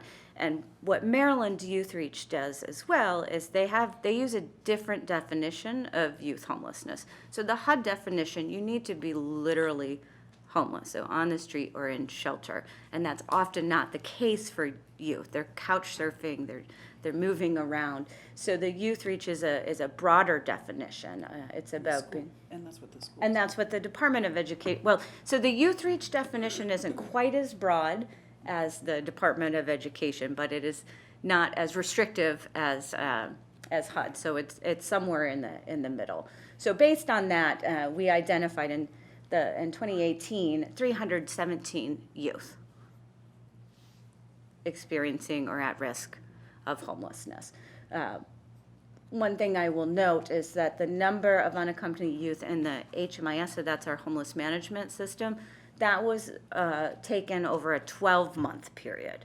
So the surveys where we actually asked youth about their housing situation, that was done over a 2-week period. So I don't know, this is what we have right now. There's still more work to get a true understanding of what is the need. But from this, we had 15% identified as LGBT, And 33% of the youth were youth-headed households, so this means they were youth with children. Okay. The unfinished business, what's left? As I just mentioned, ending and preventing homelessness for youth. So our work over the next year is going to focus on youth engagement. We need to talk to youth. We need them to be involved in the planning. We need them to tell us what it is that's going to be the most helpful. We need to build up our partnerships and not look at the folks that we normally are working with in the homeless world, but broaden that. A deeper relationship with the schools in particular. Pathways to employment. So youth need jobs. They need jobs. And we don't want to put someone in a situation where they have like a permanent subsidy, and then there's no incentive, or they don't have any hope to get out or to do more. So we want to make sure that we're building up their skills and that we're helping them get connected with employment. I think that I've been looking around, and there seems to be lots of energy around this, and there are grant opportunities to do cool and innovative stuff with employment, so we're looking at all of that. I don't think that the answer to youth homelessness is not as simple. It's not just rapid rehousing or permanent supportive housing. It's much more complicated, so we have to look to those non-traditional partners. And then we're working very closely with the Collaboration Council on the development of the youth drop-in center. So they are working on building a re-engagement center for disconnected youth. We believe strongly that there is a large correlation between disconnected and homeless youth, so we are partnering with them to develop that center that will act as both re-engagement and also a drop-in. Okay, so this is where we're at. So as we've talked lots about coordinated entry and the different types of housing interventions, I wanted to give you a snapshot of the distribution of housing needs by population type. So this is for our families with children, and as you can see, the vast majority of our families that are being served, they need rapid rehousing. That's the intervention that is going to be most effective for them. We have a small part that are high acuity or high need permanent supportive housing, and then another portion that are low acuity permanent supportive housing. Each year, so as I said, right now we have 31 households on the coordinated entry list, but over the course of the year, we serve about 300 households. Excuse me. Okay. And then if you look at ending and preventing homelessness for individuals, particularly for non-chronic individuals, here's the breakdown, which is not quite typical of other communities. We seem to be skewing a little bit higher on the permanent supportive housing, but we have 19% are scoring for high acuity permanent supportive housing. So this is with, thank you, sorry. Bit of a cold. So that's very intensive services, lots of services. And then the low acuity permanent supportive housing. So this is for folks that maybe need a visit once or twice a month. They don't need to be seen 3 or 4 times a week. So we want to be able to distinguish that. And then again, 50% are scoring for rapid rehousing. And if you remember back to our project type pie chart where we have our funding, rapid rehousing was a very small slice of the pie. And then 12% are scoring for self-resolve. And I also thought it would be good and helpful to see the age distribution. So homelessness in Montgomery County is tending to skew on the older side, and that the number of folks over 62 that are reporting as homeless has been steadily increasing every year, which is not surprising since in the general population, the number of seniors is increasing. So it's not surprising to see that. I think what is complicated is that our typical housing programs are not designed to serve seniors. So we're very good, permanent supportive housing is very good at addressing behavioral health and substance use. and some physical illness, but the folks that we're seeing, they need not just case management in the home, but they need some, like a home health aide or nursing services. They need something more. Maybe they even need to be in a nursing home, but we don't have enough of those, or they can't afford them. So it's definitely future work for us to figure out what is the right intervention for this population.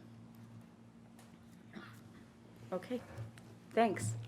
Excellent. That was an incredible deep dive with, I appreciate some breaking news aspects of good news in that regard.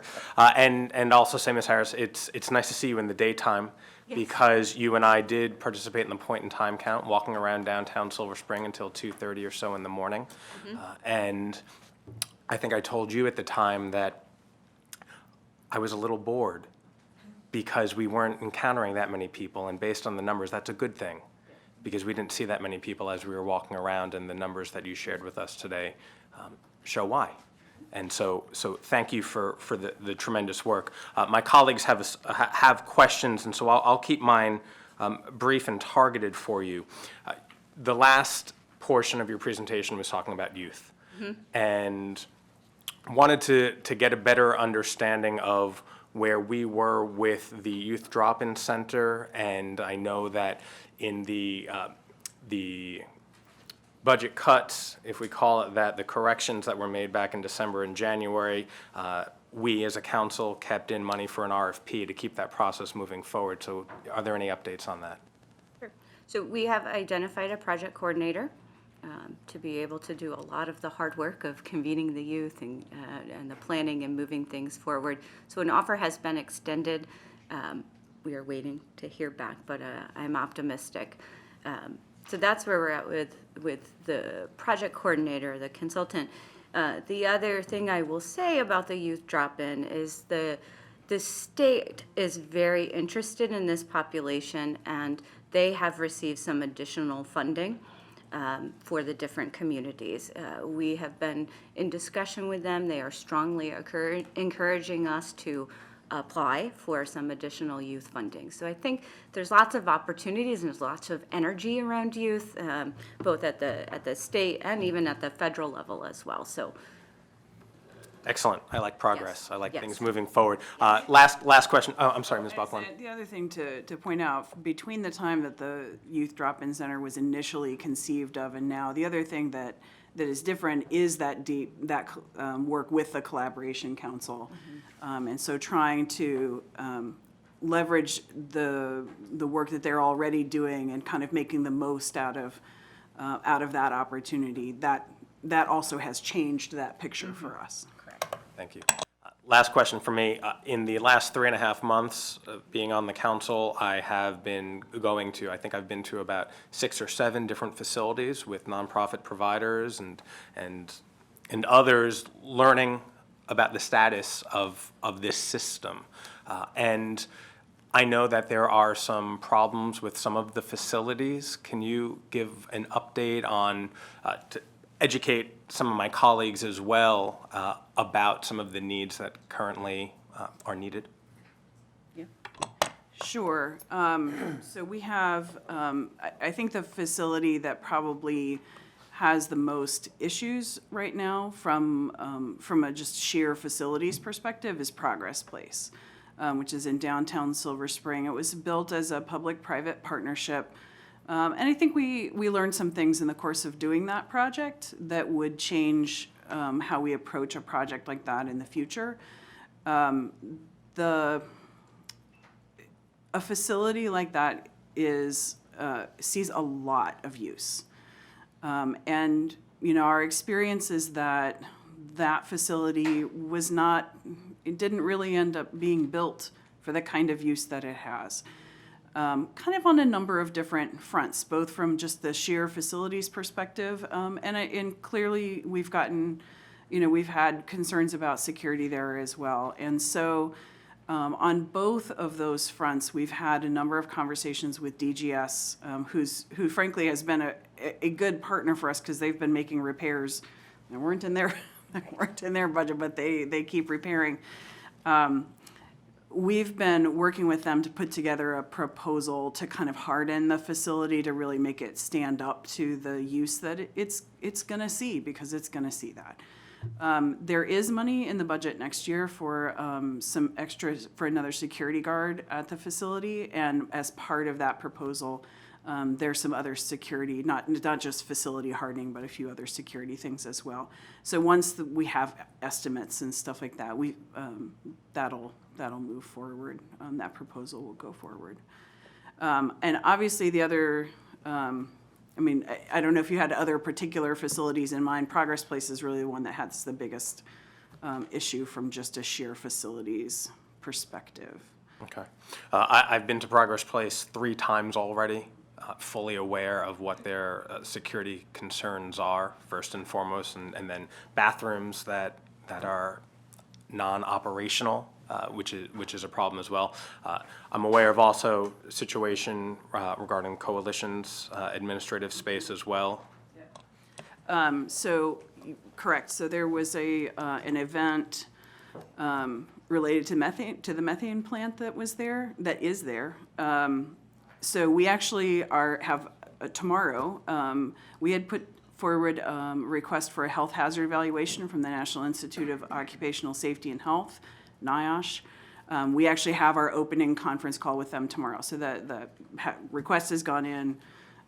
We have our opening. Susie and Amanda and I and a few others will be on that call.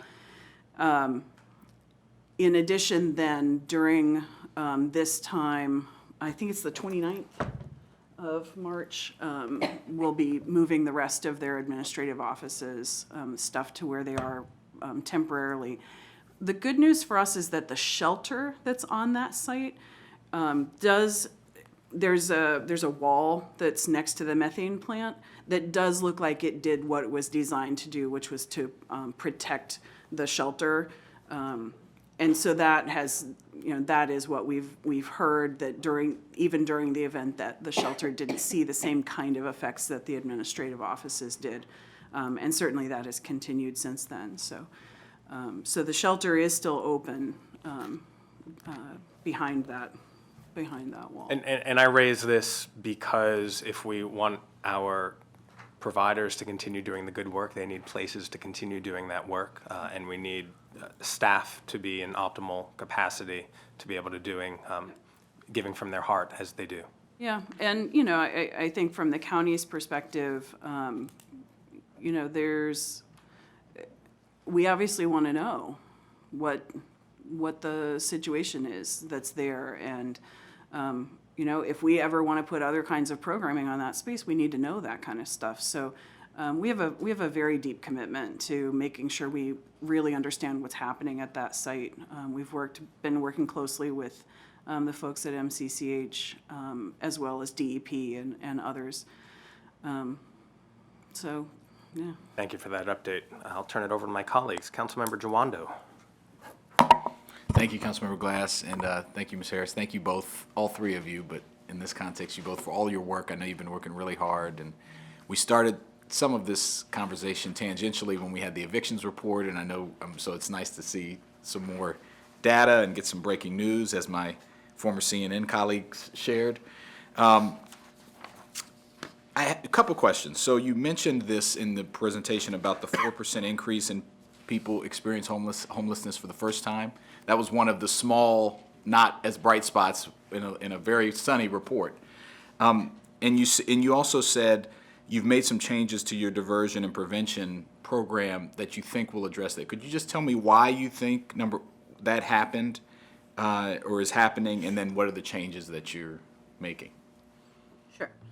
I don't have an answer for why I think it's happening, or why it happened then, Okay. why there was an increase. Why I'm optimistic that it will be better is, again, particularly around families experiencing homelessness. So because we are not immediately putting them on a shelter wait list, that we're trying to resolve their housing, they're not actually entering the homeless continuum. So they will not become homeless for the first time. And not only are we doing that on the family side, but we are also providing additional training and partnering with our single emergency shelters to employ the same tactics to use this diversion. We have contracted with the Cleveland Mediation Center. They are experts on diversion, and they use conflict mediation skills and problem solving to help people resolve homelessness on their own. So I am optimistic that that number will go down. Great. That was one of my favorite classes in law school was mediation. Yeah. Doesn't happen enough. No. I want to talk a little bit about some of the racial disparities. We didn't get into that in your presentation per se, but I know you all are looking into it. These numbers for me were stunning. I knew it was bad. I didn't know it was this bad. And particularly as it relates to African Americans, 65% of the homeless population in Montgomery County is black. That's correct. And it's not just the lowest of income African Americans. It hits middle class as well. And 55% of the chronically homeless population is black. Is that that's what, I'm taking these from the report. So they're, and over half of the people seeking and receiving eviction prevention assistance are black, and black people make up 18% of the population in Montgomery County. So these are way out of proportion to the population. And so one of the first question I had, I guess generally, what strategies are you doing to address that? But then also, and maybe you can take these in reverse order, in the decreases that we're seeing, in the good news overall, are we seeing proportionate decreases in the African American community? Probably not, but are we seeing any decreases? You know, for example, that point in time count, how many of those people are African American or black, for example? And could you talk about that a little bit? I don't have that information for the 2019 point in time Okay. because the analysis is not completed. Okay.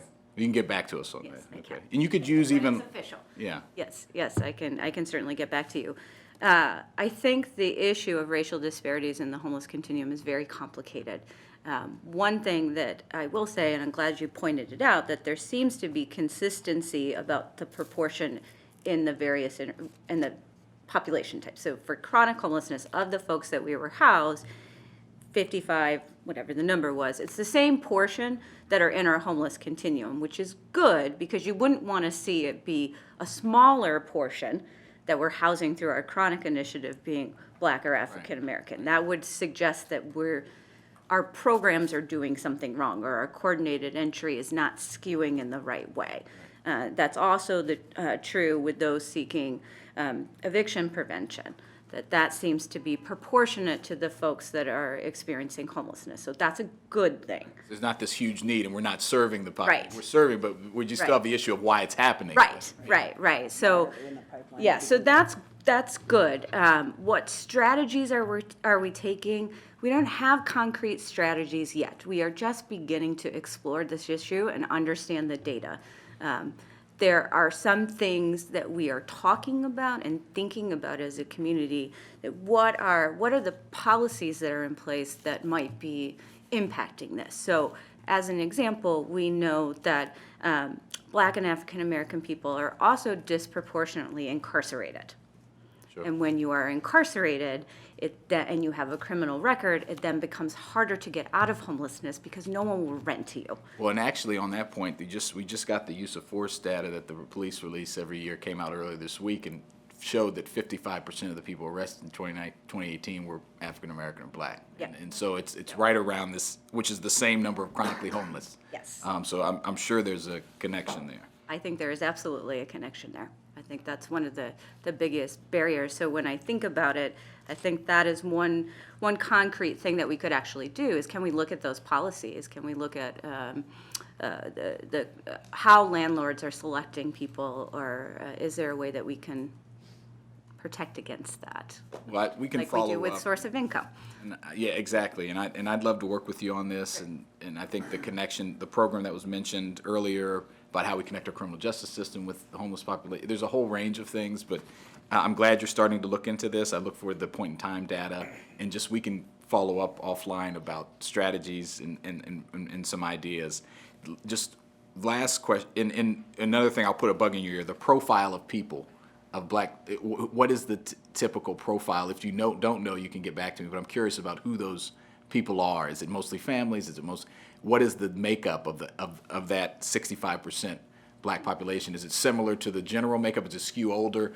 That I think is something we need to look at too. So if you don't have it, it's okay. But I we don't should have talk it about immediately, so I will get back to you on that. Okay. Thank you very much.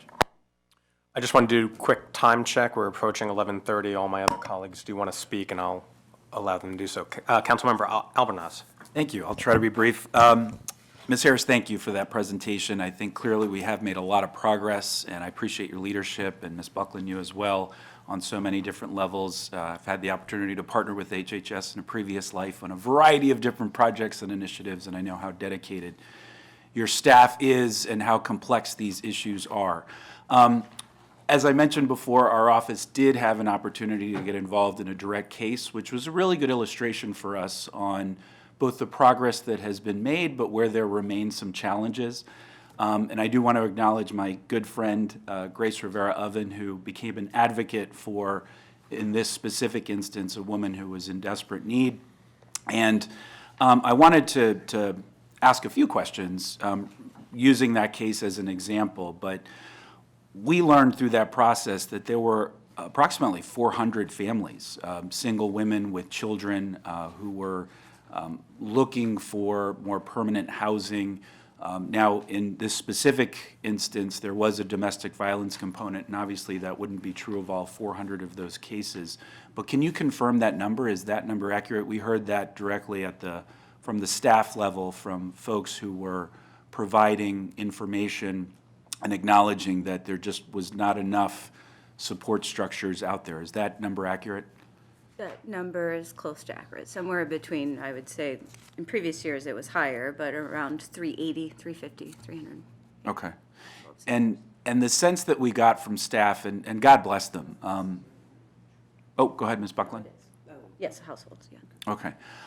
The sense that we got from staff was a feeling of being overwhelmed with some of the caseloads and not really feeling like they were in a position to be able to fully address the holistic needs of the families that were in this crisis. Can you comment about that, and can you talk about those caseloads? And I know that we've had vacancies because of challenges with our Office of Human Resources, but are there plans in place to address some of those caseloads, or is this just the practical reality of what we're seeing out there? Right. So I will respond to it from services to end and prevent homelessness. In this particular case, and many of the families with children that we serve, it's not just services to end and prevent homelessness that are working with them. That's why we have an integrated department. So behavioral health is often involved, child welfare is often involved. So it's really it's a team effort. I think that the caseloads I wouldn't say are too high. I think it's just the volume of people that are coming in through the door, and they're new people. So if you've been doing the work for a while, and to you they don't seem new, it seems like you're seeing the same problems over and over, even though it's a new family presenting. The other issue I will say about this is, homelessness is one piece of it, but there are larger issues, and there's a lack of affordable housing. It's nearly half of all renters are housing burdened. So it is overwhelming when you think about it that way. We would love to be able to offer every family a housing choice voucher or Section 8 voucher and services. We just don't have the resources to do that. Mm-hmm. So we have to figure out other ways to connect people. And this is just an observation, but as it seemed pretty clear as this individual family was going through this case that because they had to retell their story almost every time, and a distressing and very challenging story, and feeling like from scratch each time they were referred to a different office. Is there a way to improve that system, and what plans are being put in place to do that? Yes, there's absolutely opportunities to make our services more trauma-informed and not have people repeat their story over and over again. as part of our initiative, the At Home Together, which is our initiative to end and prevent family homelessness. We will be bringing together all the various partners and actually doing a mapping exercise where we go through what are all the different steps and all the different offices and people that you have to talk to from the minute you present to the minute that you get your situation resolved. So we haven't fixed it yet, but we know it's an issue. Okay, I appreciate that and an acknowledgement that it's a challenge. The other observation was that there was, I totally believe and acknowledge the resiliency of families being very important. But in this specific case, and it sounded like in many of the other 400 or so cases, that it's not, that there were complexities to the challenges that this woman was facing with her family that were beyond her ability to develop her own plan. And so there were a lot of, and there's a support structure in place and other interventions that were acknowledged. But I know from the advocacy standpoint, it got very frustrating in hearing over and over again the request for the development of a plan when this poor woman was in a situation that there was no plan possible that she could develop on her own. And so in not probably unique situations like that, acknowledging resiliency is a critical component of this. Let me just say, she is remarkably resilient. But are there, what can we do, or what steps can we take in situations like that when a plan clearly is not as simple as we would like? Not that it ever is, but particularly in this case, what can we do? There is not an easy answer to that. I think we do our best to assess people and determine who, which household has the greatest needs. We're not going to let anyone just be on the street.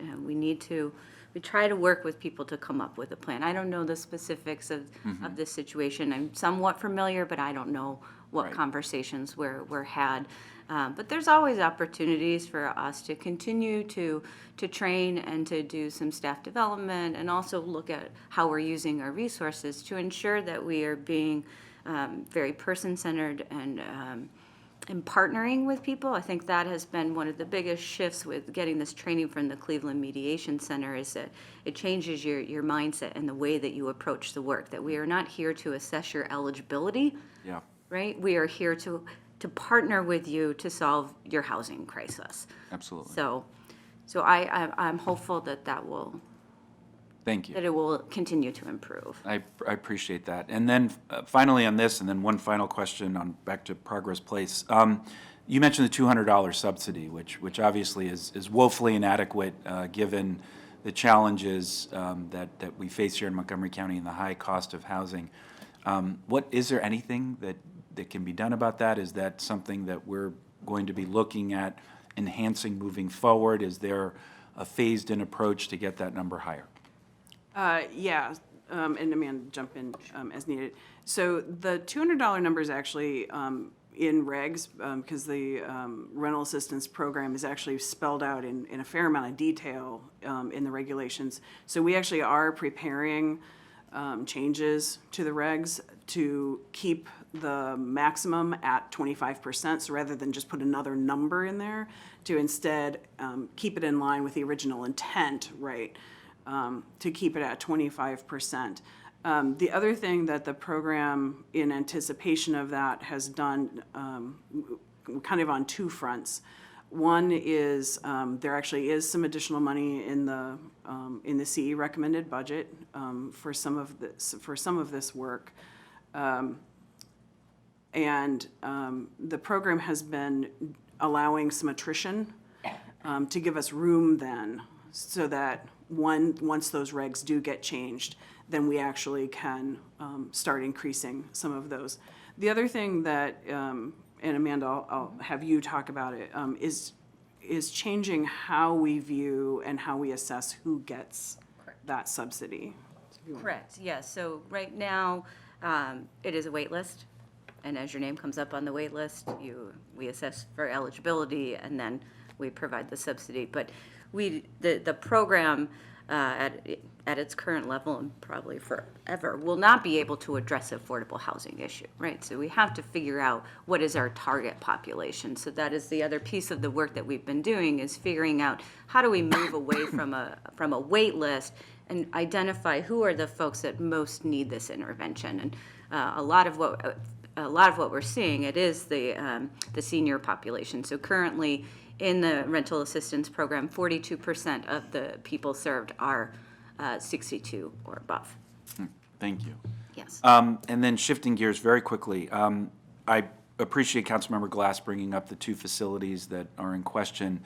And I had the opportunity to visit Progress Place, and I was there for the ribbon cutting ceremony and did the first walkthrough, and I was shocked at the deterioration of that building in such a short amount of time, and how we didn't anticipate that it would receive the kind of use that it has received is sort of beyond me, because how could we not have anticipated that it was going to get that kind of use? And so I think there are unquestionably lessons that we have to issue moving forward, and a tremendous urgency. And I appreciate that my colleagues in the Department of General Services are elevating this issue and making it a priority. But it obviously has to be one, but shouldn't have had to have been one in the first place. And it's frustrating that we're in the place that we're in. And then underscoring the security elements, I just can't stress that enough. It's hard work to begin with, as you guys know, with the staff that's there that is not compensated in a way that is frankly reasonable given the challenges of their work, but then to have to be worried about their safety and security is just beyond the pale. So everything we can do in that regard, I know this council supports, I know you guys do as well. And so we applaud those efforts and certainly will back you up on that moving forward. And then finally, on the Goody Drive facility, I do want to make sure that the testing that occurs, while it is true that the primary shelter has not experienced the same vibrations and the same challenges as the rest of the campus, I do want to make sure that we are still testing the entire campus, not just the areas where we know there's an acute challenge. And you know, we have to be open and honest. If those readings come back not the way that we want them to, I know that will present an unbelievable challenge, but obviously the safety and security of both the clients and the participants, but the staff and the volunteers is of paramount concern and has to be the highest priority. So I know you're aware of all that, and I appreciate your efforts, and just wanted to make those comments. Thank you. I appreciate the HHS committee chair's focus and dedication on this. Councilmember Rice. Thank you very much, Mr. Lead, and thank you very much, Amanda and Vicki. This is a great conversation. I have two different topics. First, of course, families, and so I want to go back to some of our conversations that we've had in the past and really start to just take a look at what our strategy is moving forward. Understanding that the bill's assistance piece is certainly a part. So when it comes to prevention and making sure that folks stay in housing, that's incredibly important. But I'd like to see more than just a conversation about it in terms of recommendations on what we need to do next to really start to address this issue. So in terms of if there's additional subsidy, what that subsidy would look like, because you're looking at it from the back end and seeing what's there. So if we need to increase that to ensure that an emergency pool has XYZ, if the limits are too low and not giving us what we need to ensure that folks are being able to stay in their residence, I'm looking to you to give us guidance from that perspective. But another key part of it that we're not talking about is attached to childcare. And I know it's something that Councilmember Reamer and Councilmember Navarro have been incredibly passionate about and worked on for a number of years, and I've been paying very close attention to in my space on the Kerwin Commission. And so it's really one in which I think that that's a missing component that we haven't talked about, especially when it comes to, as a young mother may then be transported to a different part of the county, and that neighborhood provider was the one who was providing child care for them at a reasonable price. Well, what happens now?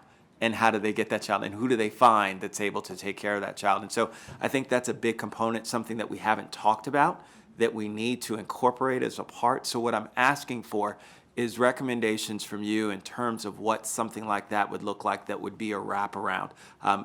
We've been talking about this for a long time in terms of what it would be for supportive housing for families with children and what that would look like. And so what I'm asking for now is recommendations budgetarily that we can put in to ensure that we really start making some strides instead of just talking about it, because we've been talking about it for a number of years. And Uma and I went back and forth on this for a while, and so I really want to see us start to get to the next level. So I'll leave that one there.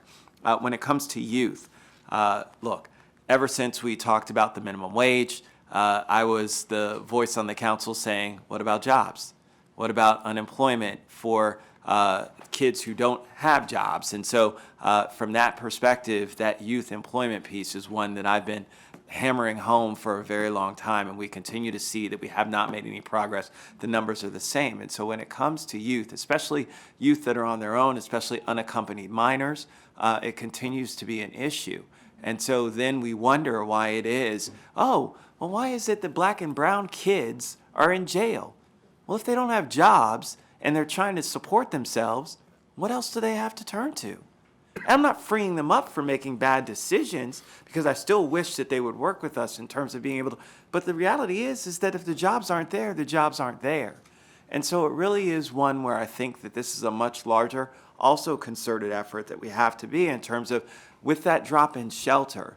And I wanted to understand what the workforce development component would be at that drop-in center, because I think that that's going to be incredibly important and a key linchpin in terms of the success of being able to ensure that those children are off the street. So that is a question. So I'll ask you for your feedback on that one. So yes, employment is definitely going to be a key component at the re-engagement center. It will include a variety of services, employment being number one, employment and education. So GED classes, other job training, educational opportunities. There'll also be behavioral health services there. There'll be counseling. It'll be an access point for the housing continuum. So basically anything that a youth might need will be there, but particular focus on the employment. So it's just really interesting because it sounds a lot like Conservation Corps. Just in terms of what you just described is exactly what they do.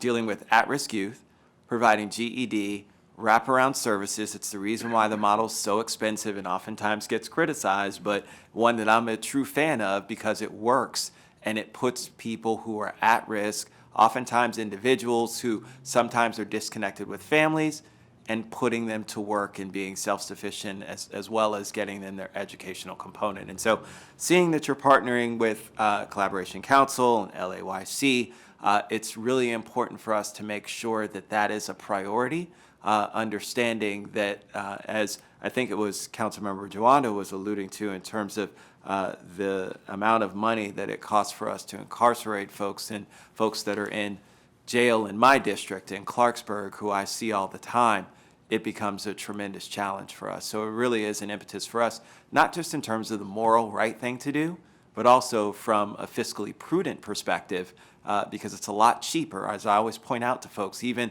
the expense of a program like Conservation Corps is still cheaper than it is for me to incarcerate that same individual. So thank you very much for your work. I look forward to continuing to work with you on both how we can address our family and youth components. So thank you. Councilmember Friedson.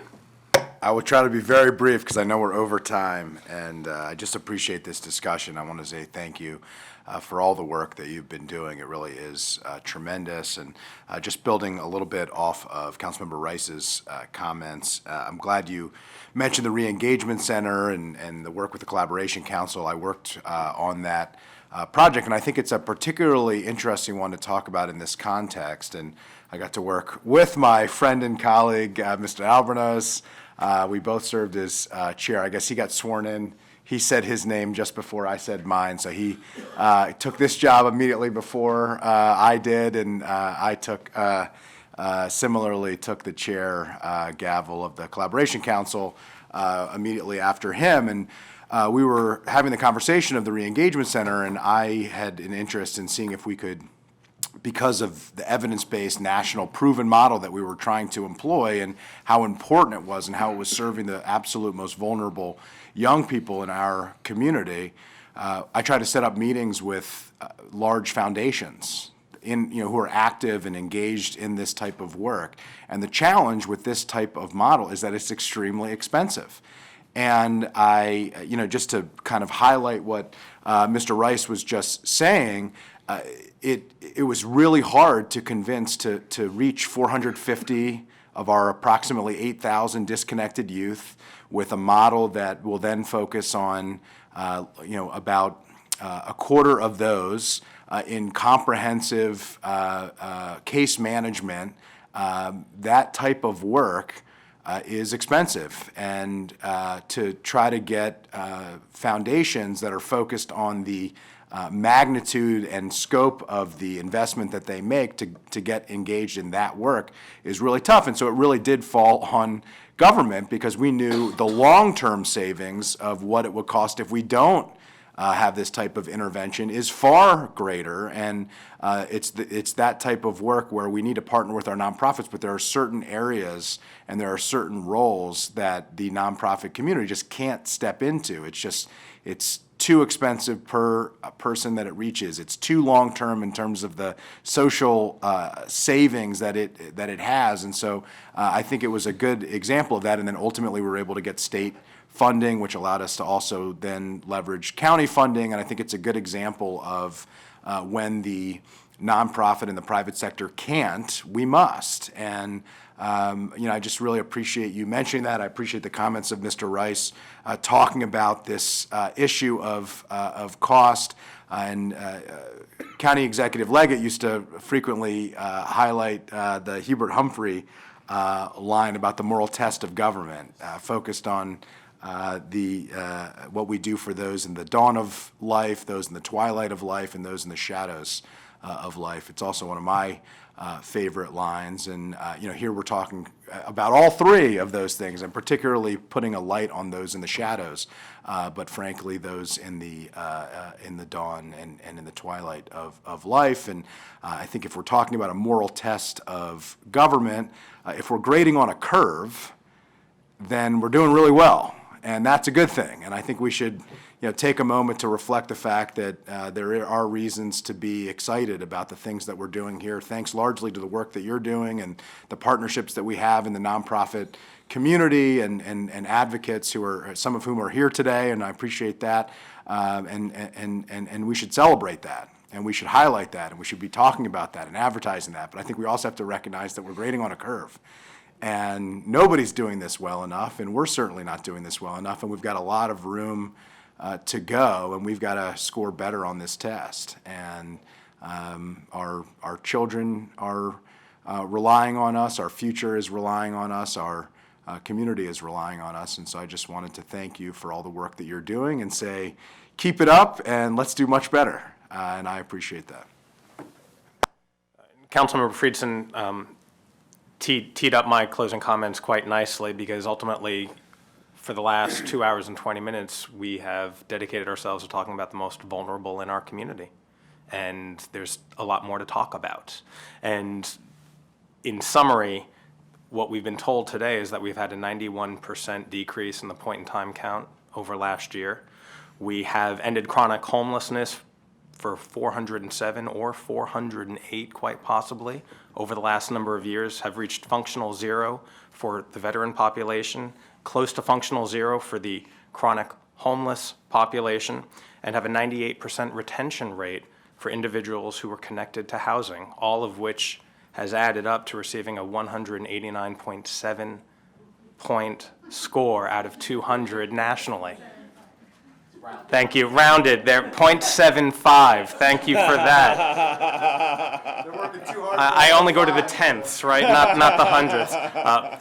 And that is outstanding. And as has been noted, there's still more to do. So I look forward to working with my colleagues. Want to appreciate, as has been said, the work of those who have been here before us, up on the dais and in government. Look forward to working with all of you, all of our nonprofit providers, and thank you for today's conversation. Meeting adjourned.